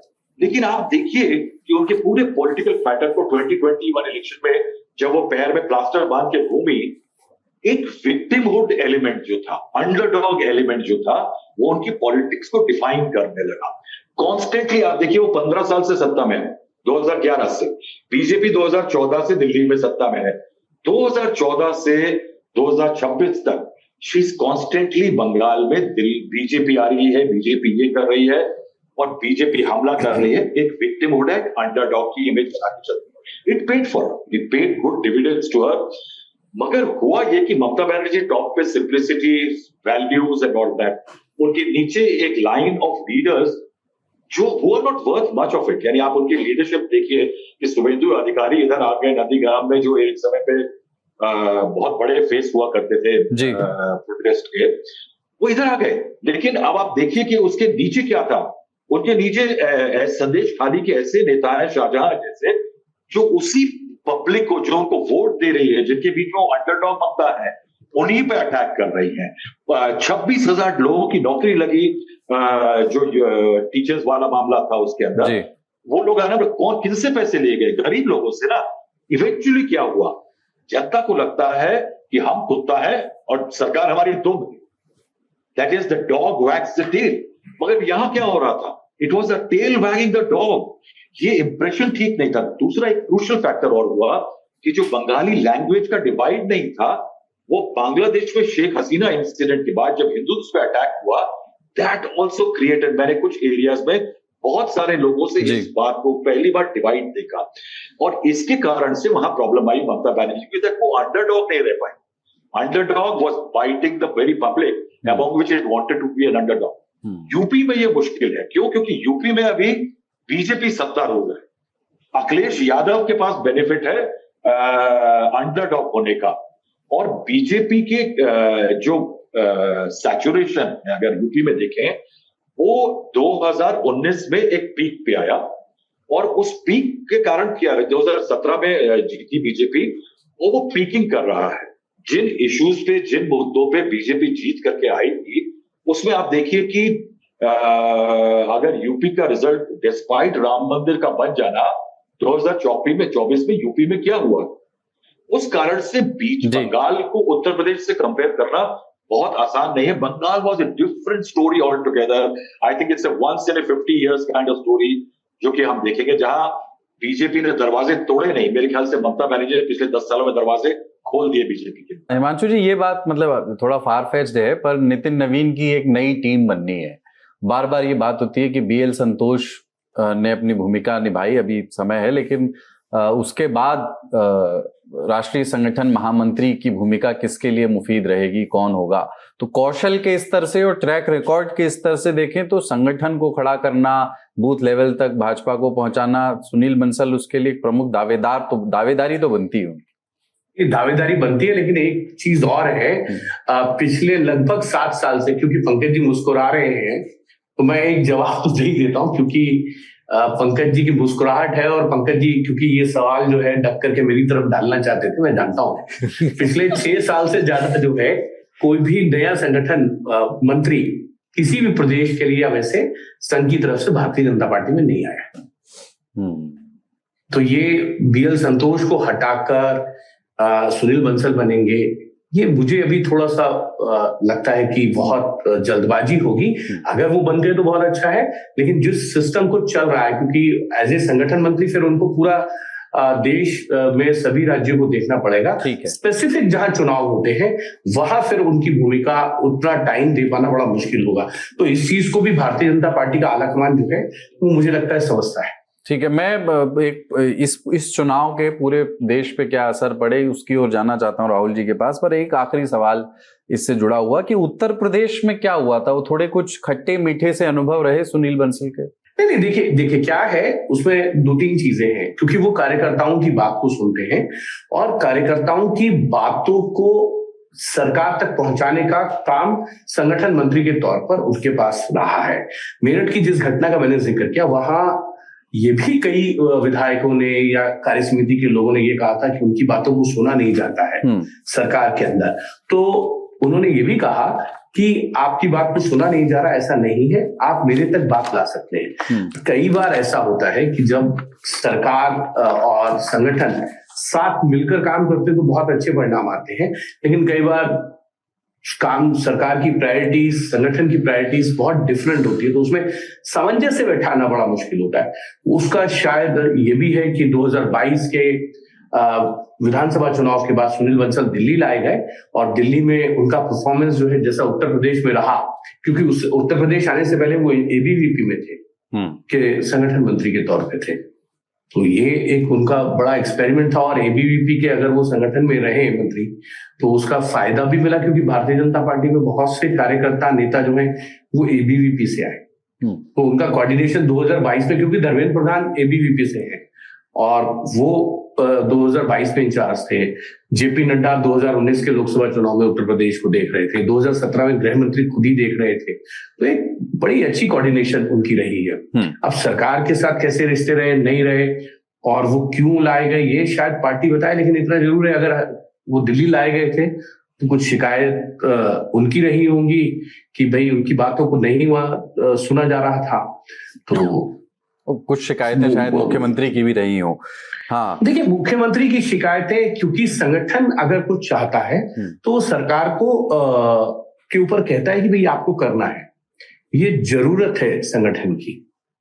तो वो अल्टीमेटली, क्योंकि आपको संगठन की फीडबैक पे भी काम करना है ना, क्योंकि चुनाव सरकार नहीं लड़ती है, चुनाव संगठन लड़ता है। इस बात को जो पॉलिटिकल पार्टी जानती समझती है, वो बहुत सरकार में रहते हुए अगर आप संगठन की बातों को सुनकर अच्छा फीडबैक लेंगे तो नतीजे अच्छे आएंगे।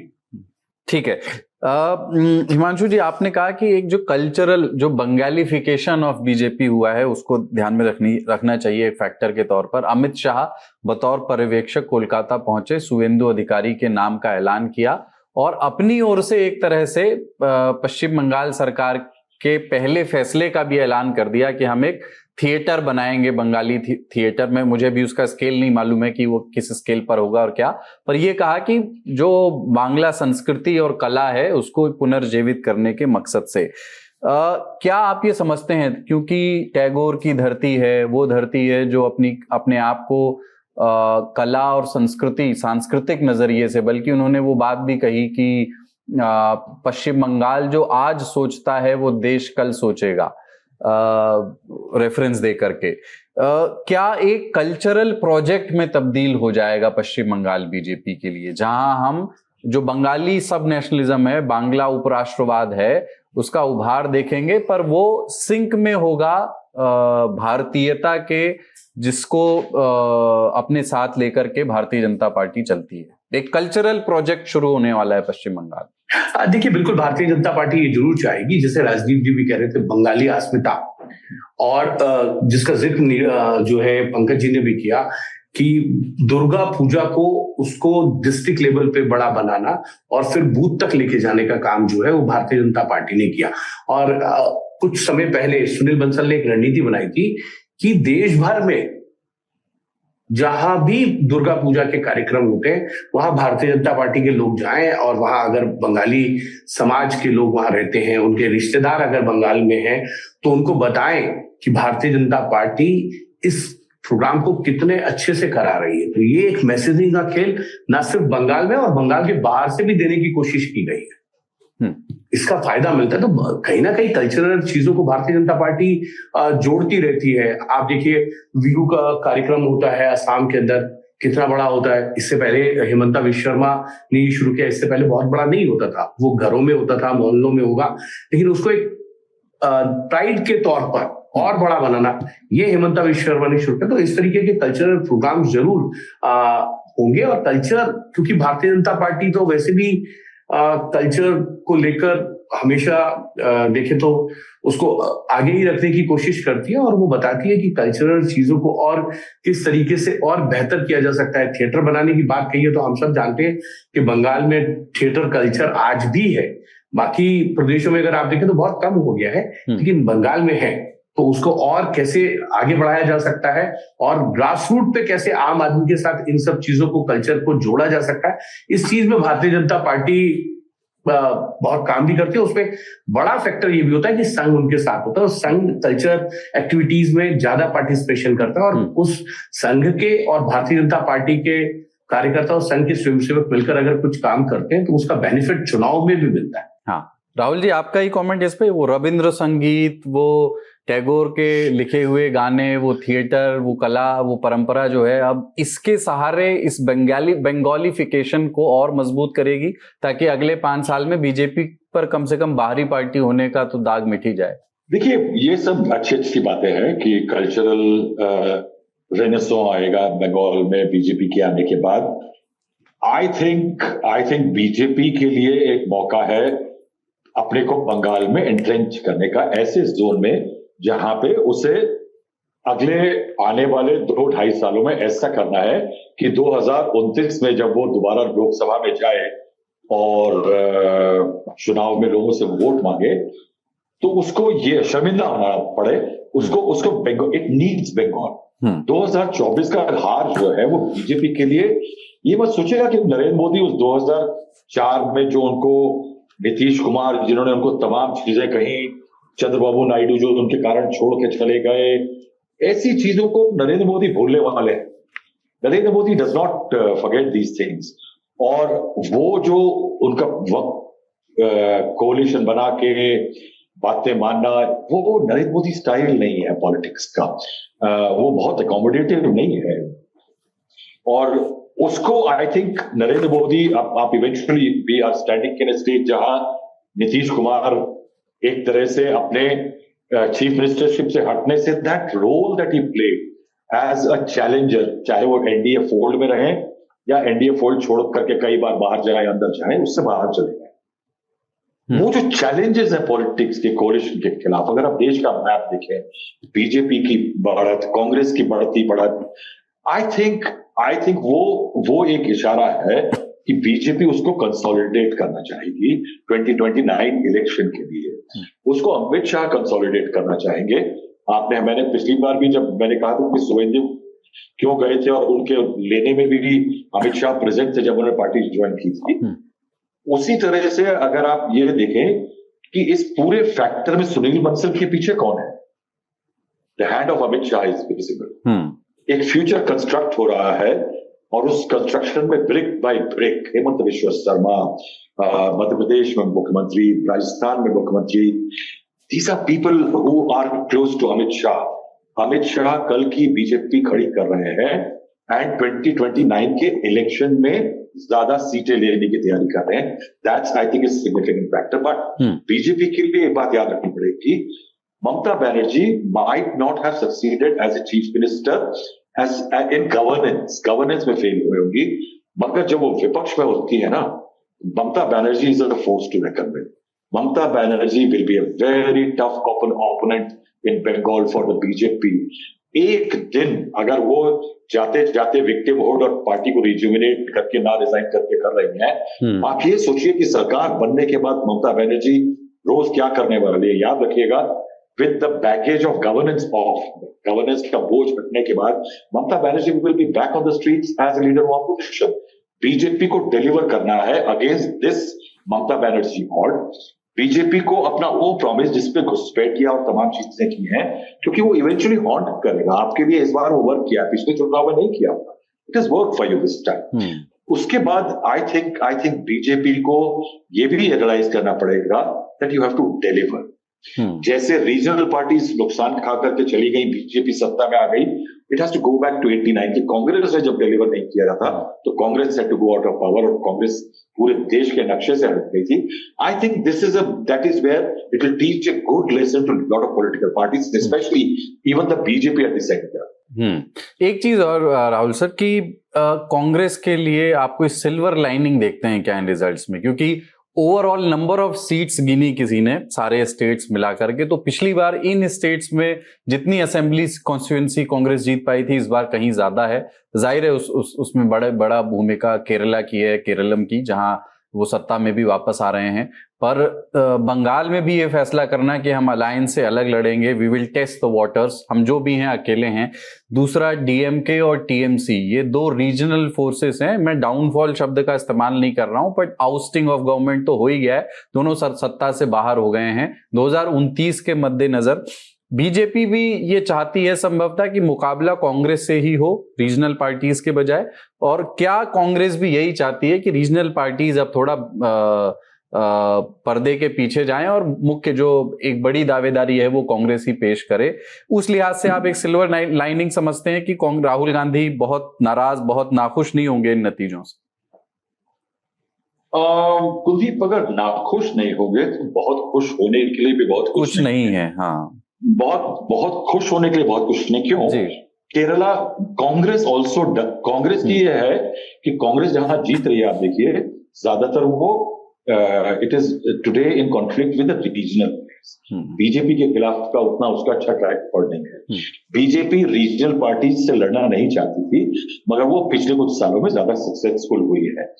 बीजेपी चाहेगी कि कांग्रेस के साथ उसका कॉन्टेस्ट हुआ करे। आई थिंक पॉलिटिक्स की जो बेसिक इश्यू कांग्रेस का है, आपके न्यूमेरिकल नंबर इंप्रूव हो जाने से आप सेलिब्रेट करें। केरला में आप एलडीएफ के खिलाफ आ गए सत्ता में, टीएम, लेकिन आप देखिए कांग्रेस की कोalition डिलेमा क्या है। जो तमाम कांग्रेस नैनीताल में जाकर के कुछ बोलती है, कहीं जाकर के किसी रेजोल्यूशन में कोalition में कुछ बोलती है, इंडिया ब्लॉक बनाती है।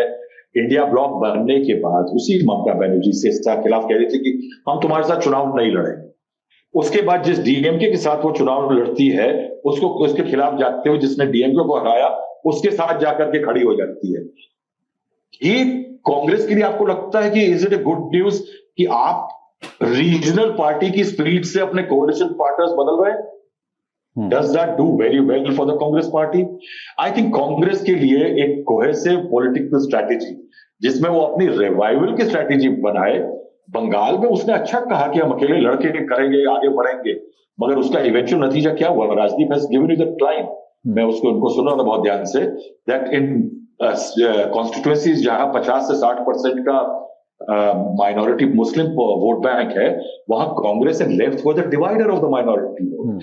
That means even the Muslims are looking for alternatives, but the fact कि वहां डिवीजन करके उसने बीजेपी को एंट्रेंच कर दिया। बीजेपी को बंगाल में अगर जगह मिली है तो मैं कहूंगा कि 10 सीटें जो इस बेल्ट में जो बड़ी बेल्ट स्ट्रॉन्ग मुस्लिम बेल्ट थी, 43 और सीट्स जो थी, जिसमें से 35 और 8 का डिवीजन था टीएमसी और बीजेपी का, इस बार बीजेपी 18 ले गई है। That 10th seat I will say is because of the division created by the Congress left parties, UJP and others.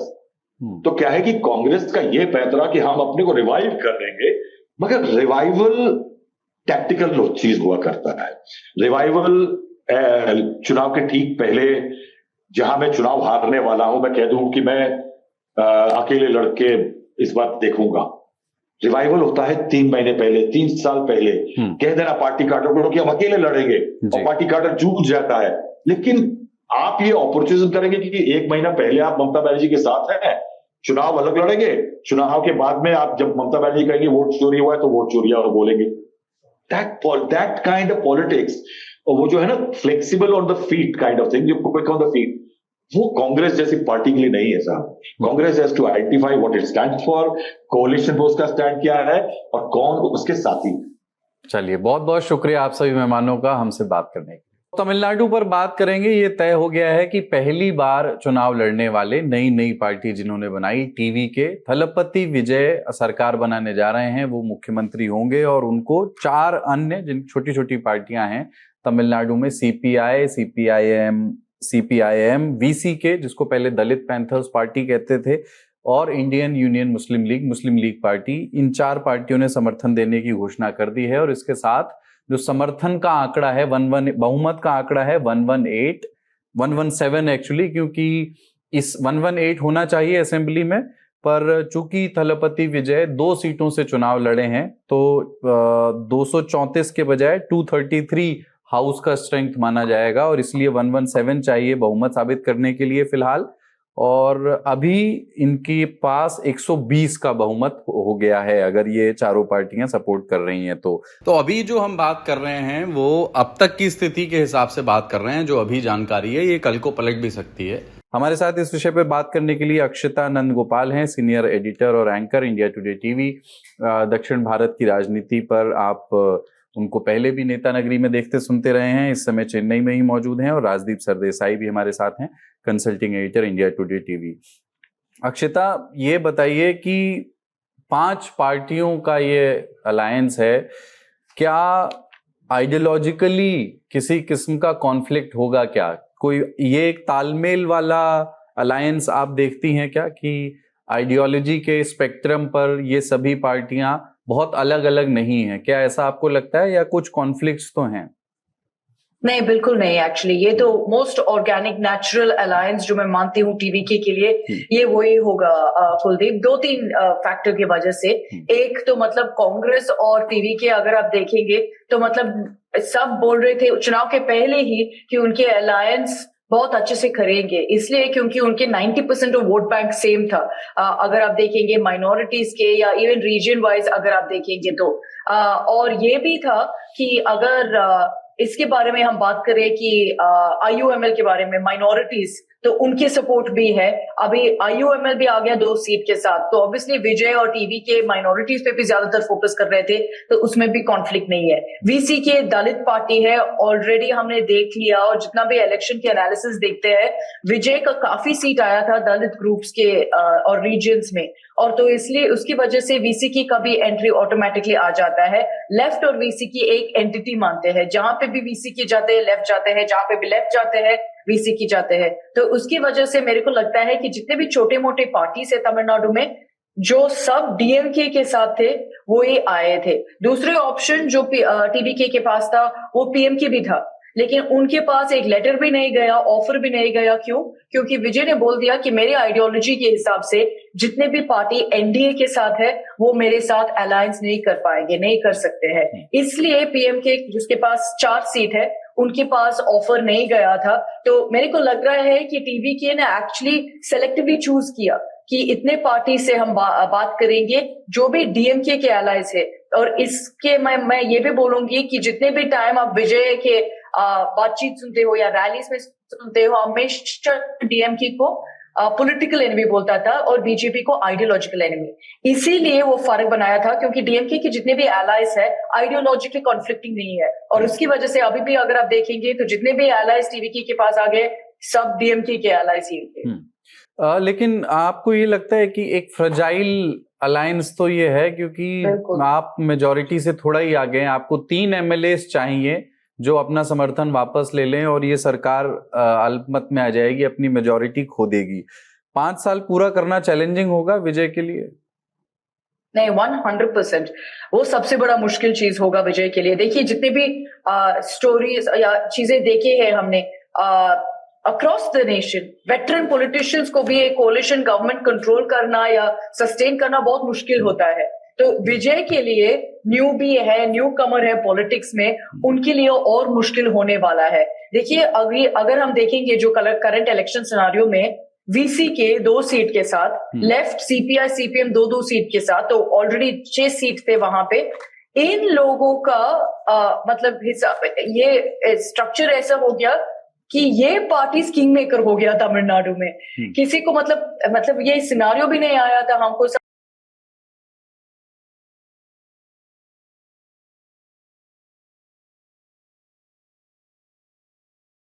तो उसकी वजह से आप समझ सकते हो कि कितना फ्रैजाइल होगा ये। और हमको ये भी जानकारी है कि कांग्रेस या VC के जितने भी पार्टीज है सबका अलग अलग डिमांड्स है अभी, और सबका डिमांड पोर्टफोलियोज है, कैबिनेट है, तो मतलब सबको अकोमोडेट करना ही पड़ेगा विजय को। देखिए AIADMK और DMK वेट कर रहे हैं साइड में। आपने सुन लिया होगा कि ज्यादातर चर्चा यही था कि क्या DMK और AIADMK साथ में आ जाएंगे। ये भी काफी सीरियस टॉक था, ऐसा नहीं है कि कुछ रूमर्स था। काफी लोग बात कर रहे थे, लीडर्स बात कर रहे थे, और ये भी सोच रहे थे कि विजय को स्टॉप करने के लिए हाँ ये भी कर सकते हैं, DMK और अलायंस का हो सकता है। तो मतलब वो तो वेट कर रहे हैं।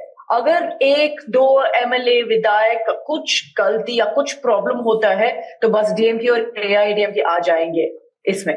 राजदीप सर, सरकार तो बन रही है, बट जो नंबर थलपति विजय की सरकार के पास है वो जस्ट जो मेजॉरिटी मार्क है वही है। ये क्या आपको लगता है कि एक फ्रजाइल गवर्नमेंट होगी? क्या आप 5 साल इस सरकार को टिकते हुए देख रहे हैं? देखिए जब मैंने ये नंबर देखे हैं और जिस तरह से सरकार बनी है, कहीं ना कहीं दिल्ली 2013 अरविंद केजरीवाल और आम आदमी पार्टी की याद आती है। तब भी त्रिशंकु विधानसभा थी, तब कांग्रेस ने बाहर से समर्थन दिया था, तब भी दिया था क्योंकि वो बीजेपी को रोकना चाहते थे।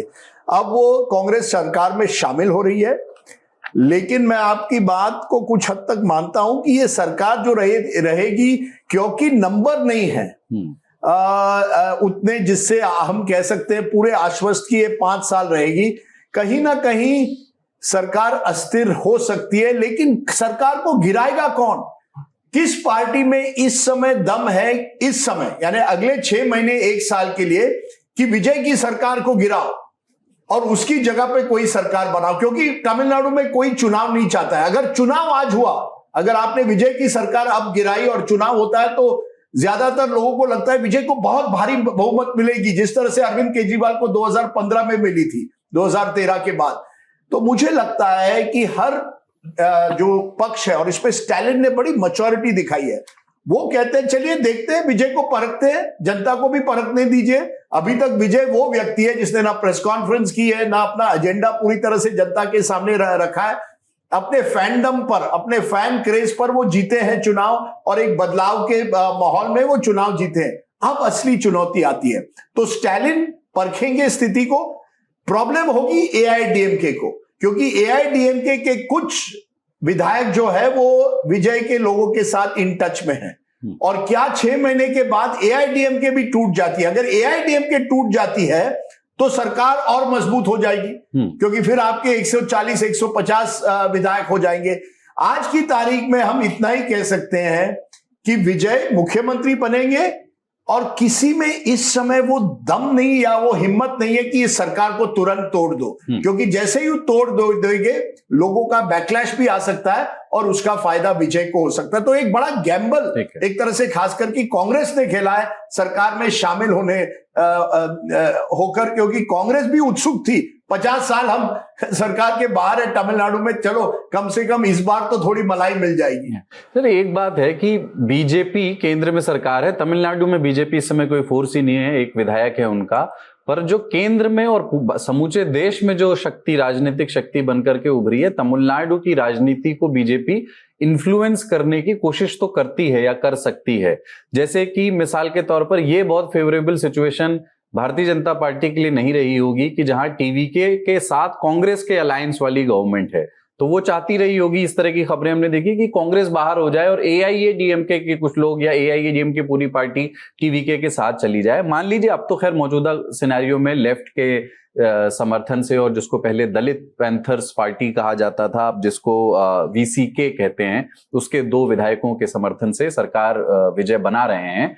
पर भारतीय जनता पार्टी का आने वाले समय में चूंकि ये फ्रेजाइल गवर्नमेंट होगी, भूमिका आप किस तरह से देखते हैं? क्या भूमिका बीजेपी की इसमें होगी, या उसके लिए फेवरेबल सिचुएशन राजनीति के लिहाज से तमिलनाडु में क्या होगी आने वाले 6-8 महीनों में? देखिए, पहले तो मैं आपकी बात कुलदीप 100% मानता हूं कि बीजेपी नहीं चाहती थी कि विजय और कांग्रेस की सरकार बने, और खास करके 2029 लोकसभा, क्योंकि बीजेपी की अब निगाहें इस चुनाव के बाद पूरे जिस तरह से बंगाल में जीत हुई है, जो चुनावी निकाला है 2029 का चुनाव है, 2/3 बहुमत कैसे मिलेगी, जिसमें तमिलनाडु एक बड़ा हिस्सा है, 39 एमपीज वहां से आते हैं। अगर विजय और कांग्रेस 2029 चुनाव तक रहते हैं तो कौन जाने, तमिलनाडु की जिस तरह से चुनाव होते हैं एक तरफा अक्सर होते हैं, तो वो एक डर था, तो वो उसे रोकने की कोशिश जरूर हो रही थी थ्रू एआईडीएमके। एआईडीएमके एक तरह से प्रॉक्सी थी, इस बात में कोई, और आज एमएबीबी ने तो खुलासा किया है, जो लेफ्ट के नेता है, उन्होंने कहा कि उनको जो कहा गया था कि एआईडीएमके और डीएमके साथ आ सकते हैं और एआईडीएमके को बाहर से समर्थन डीएमके दे सकती है, इनको फोन भी आया, इसलिए तब उन्होंने कहा नहीं, ये बीजेपी का प्लान है, हम बीजेपी को रोकना चाहते हैं। ये रही एक बात जो हुई है। लेकिन आप ये भी सोचिए, डीएमके ने क्या किया है आज? कनिमोड़ी ने लिख दिया है साफ स्पीकर को, लोकसभा ओम बिरला को, कि हम अब कांग्रेस के साथ नहीं बैठेंगे, हम अलग बैठेंगे। अब एक और स्थिति उभर कर आ सकती है कि आप सोचिए, एक बड़ी द्रविड़ीय पार्टी डीएमके क्या बीजेपी के साथ जाएगी? अब बीजेपी चुन सकती है 2029 चुनाव के पहले डीएमके के साथ जाए या एआईडीएमके के साथ जाए। तो कांग्रेस ने, जैसे मैंने कहा, गैम्बल किया है, आपने अपने सब अंडे अब विजय के बास्केट में रखे हैं। एक कांग्रेसी नेता मुझे कह रहा था, इससे हमें एडवांटेज न केवल तमिलनाडु में मिलेगा, लेकिन विजय की लोकप्रियता पूरे दक्षिण भारत में है। अब ये परखेंगे ना, क्या वाकई उनकी उतनी लोकप्रियता पूरे दक्षिण भारत में, क्या वो सरकार चला पाएंगे? तो एक तरफ चेन्नई में जरूर सरकार बन गई कांग्रेस की, लेकिन जब लोकसभा के नंबर आएंगे, सोचिए अगर आप अब कोई बिल बड़ा आया जो जिस तरह से जब विमेन्स रिजर्व नारी शक्ति बिल आया था, डीएमके कांग्रेस के साथ था, अब क्या कांग्रेस के साथ रहेगा? क्योंकि स्टालिन बहुत गुस्से में है, दिखाया नहीं है गुस्सा।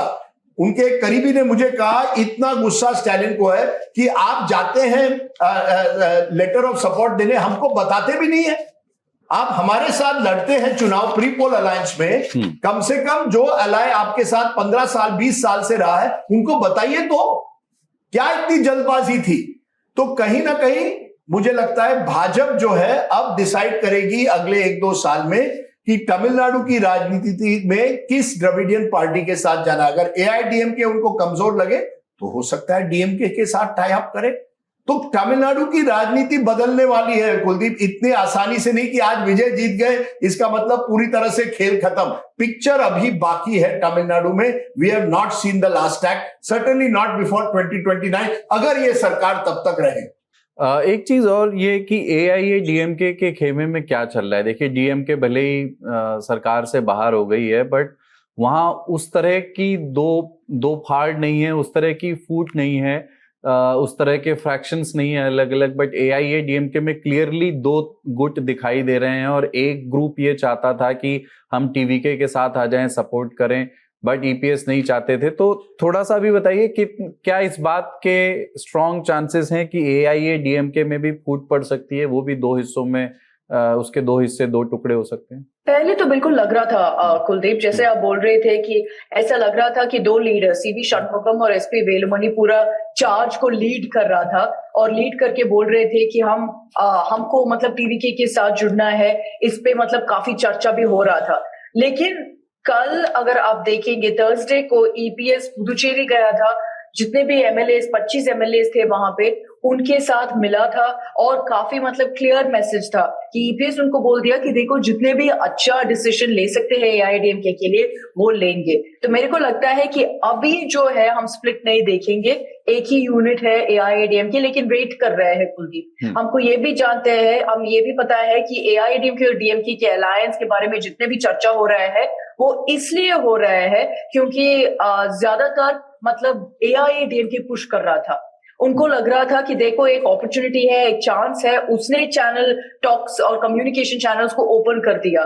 तो एआईडीएमके बस वेट कर रहे हैं, पहले चांस मिल जाएगा वो मतलब आ जाएंगे और बोल देंगे कि विजय के पास नंबर्स नहीं है, नंबर्स दिखाओ, और फिर मतलब देखेंगे कि कैसे उनके पास नंबर्स आ सकते हैं। एआईडीएमके नंबर 3 पोजीशन पे है 47 सीट्स के बाद। फिर भी काफी एग्रेसिवली ईपीएस देख रहा है कि क्या कर सकते हैं इस सिनारियो में अभी भी। तो मेरे को लग रहा है कि स्प्लिट अभी नहीं होगा, जैसे ईपीएस कर रहा है, लग रहा है कि उनको इतना कॉन्फिडेंस है कि कुछ ना कुछ गड़बड़ होगा और एआईडीएमके पावर में आ जाएगा। ठीक है, एक चीज और कि ये जो अलायंस है, ये स्टेट पॉलिटिक्स में तो टीवीके और कांग्रेस का अलायंस हुआ, ये क्या सेंटर के पॉलिटिक्स में लोकसभा इलेक्शंस में भी दिखेगा, या जिसको आसान भाषा में कहते हैं कि क्या इंडिया अलायंस का पार्ट हो जाएगा टीवीके डीएमके की जगह पर? इस पर कुछ क्लैरिटी है अभी? क्लैरिटी है। अगर कांग्रेस के लेटर देखेंगे जो कंडीशनल सपोर्ट टीवीके में लिखा है, उसमें बोल दिया कि 2029 लोकसभा इलेक्शंस, राज्यसभा इलेक्शंस, ये सबके लिए अलायंस रहेगा। तो मतलब कांग्रेस अगर आप देखेंगे तो मतलब दोनों साइड को बेस्ट अपॉर्चुनिटी ले रहा था। बोल रहे थे कि डीएमके नहीं, केरलम की तरह लेफ्ट जो इंडिया ब्लॉक में है लेकिन फाइट हो रहा है केरला में, वैसे ही तमिलनाडु में भी ये बोलेंगे कि तमिलनाडु में भी यही बोल रहे थे कि डीएमके इंडिया ब्लॉक में रहेंगे लेकिन यहाँ पे तमिलनाडु में अलायंस नहीं है। लेकिन डीएमके ने साफ साफ मना कर दिया, बोल दिया कि हमारे पास अभी कुछ भी टाई अप रिलेशनशिप कुछ नहीं है उनके साथ। तो मतलब देखना पड़ेगा कि क्या एग्जैक्टली होगा अभी, क्योंकि डीएमके ने बोल दिया हम इंडिया ब्लॉक में नहीं है, टीवीके है। और आई थिंक कांग्रेस को यही लग रहा है कि विजय की वजह से साउथ में काफी बड़ा बूस्ट आ गया, क्योंकि सिर्फ तमिलनाडु में नहीं, अगर आप देखेंगे तो फिर इस केरलम में काफी सपोर्ट है, कर्नाटका में काफी सपोर्ट है, तेलुगु स्टेट्स, तेलंगाना और आंध्र प्रदेश में भी काफी बड़ा फैन बेस है।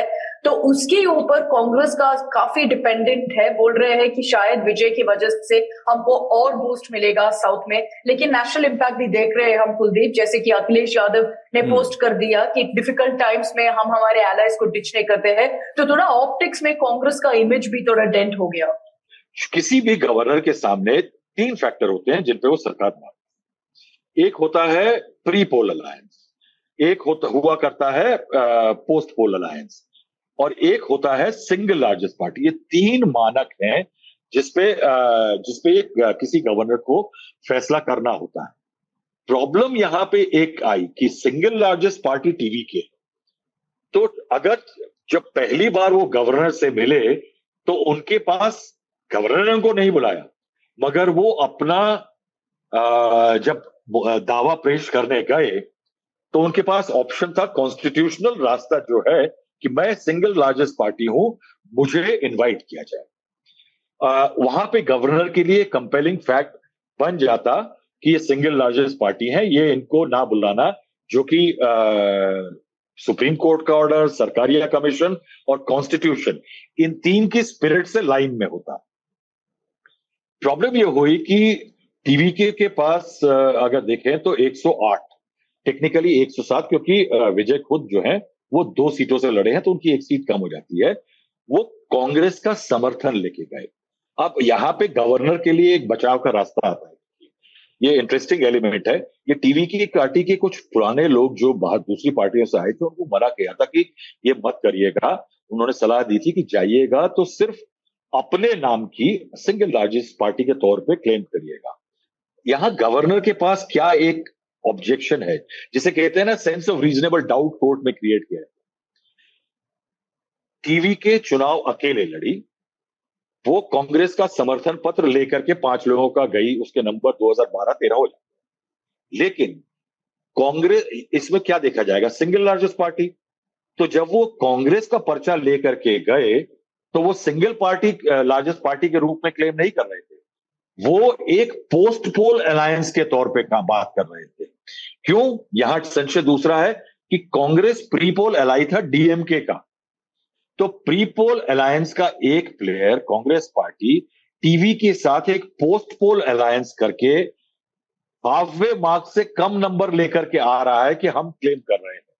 तो ना तो सिंगल लार्जेस्ट पार्टी क्लेम बन रहा है, ना प्री पोल अलायंस क्लेम बन रहा है, ना पोस्ट पोल क्लेम अलायंस बन रहा है। इस कारण से गवर्नर को एक रीजनेबल डाउट मिला, जिसके कारण उन्होंने ये कहा कि साहब नंबर लेकर के आओ। अब इंटरेस्टिंग एलिमेंट ये होगा कि सीपीएम सीपीआई के 2 और 2 4 और वीसीके के जो है 2 5 है, वो अगर 3 मिल जाते हैं तो विजय के पास अपना एक कम होने के बावजूद 2018 के करीब सिग्नेचर हो जाते हैं, which is a post poll alliance. देखना यह होगा कि गवर्नर अब क्या कहते हैं, क्योंकि it is a technical mark. इसमें एक बात और याद रखनी चाहिए कि 118 जो है वो हाफ वे मार्क, लेकिन एक आदमी जब ये फ्लोर टेस्ट होगा उसके पहले स्पीकर चुना जाएगा। स्पीकर चुन लिया जाएगा तो वो एक वोट टीवी का और जो अलायंस है वो कम हो जाएगा। उसके पास एक टाई वोट होता है, लेकिन वो टाई वोट उसे करना पड़ेगा। यानी अगर 118 नंबर रहता है, गवर्नर इनवाइट कर लेते हैं, इस बेसिस पे स्पीकर चुन जाता है, फिर फ्लोर टेस्ट होता है, that means the speaker may be voting, अगर कोई और वर्ग उनको टूट के नहीं जाता। हालांकि लामबंदी हो रही है, एडीएमके अपने लोगों को रिजॉर्ट घुमा रहा है। बीजेपी ने बड़ा क्लियर कर दिया है, जो उनके नैनार नागेंद्रन जो उनके प्रदेश अध्यक्ष, उन्होंने कह दिया है कि neither directly the BJP will participate in government formation nor support any party involved in such attempts. यानी सरकार बनाने के किसी अटेम्प्ट से या सरकार के किसी अटेम्प्ट से वो दूर रहेंगे। I think the Tamil Nadu battle is poised very interestingly. तो जिनकी सरकारें बनी उन्हें बधाई, जिनकी नहीं बनी उन्हें भी बधाई। उन्हें फिर से लोकतंत्र ने वो हसीन या नॉट सो हसीन मौका उपलब्ध कराया है, जिसमें जनता के बीच रहना होता है, उनके बीच जाना होता है, धूल भरे पांवों के साथ चलना होता है, और ये समझना होता है कि आकांक्षाएं क्या हैं, अपेक्षाएं क्या हैं। नेता नगरी में इतना ही आज। कुलदीप मिश्र के साथ रहे आप। नमस्कार।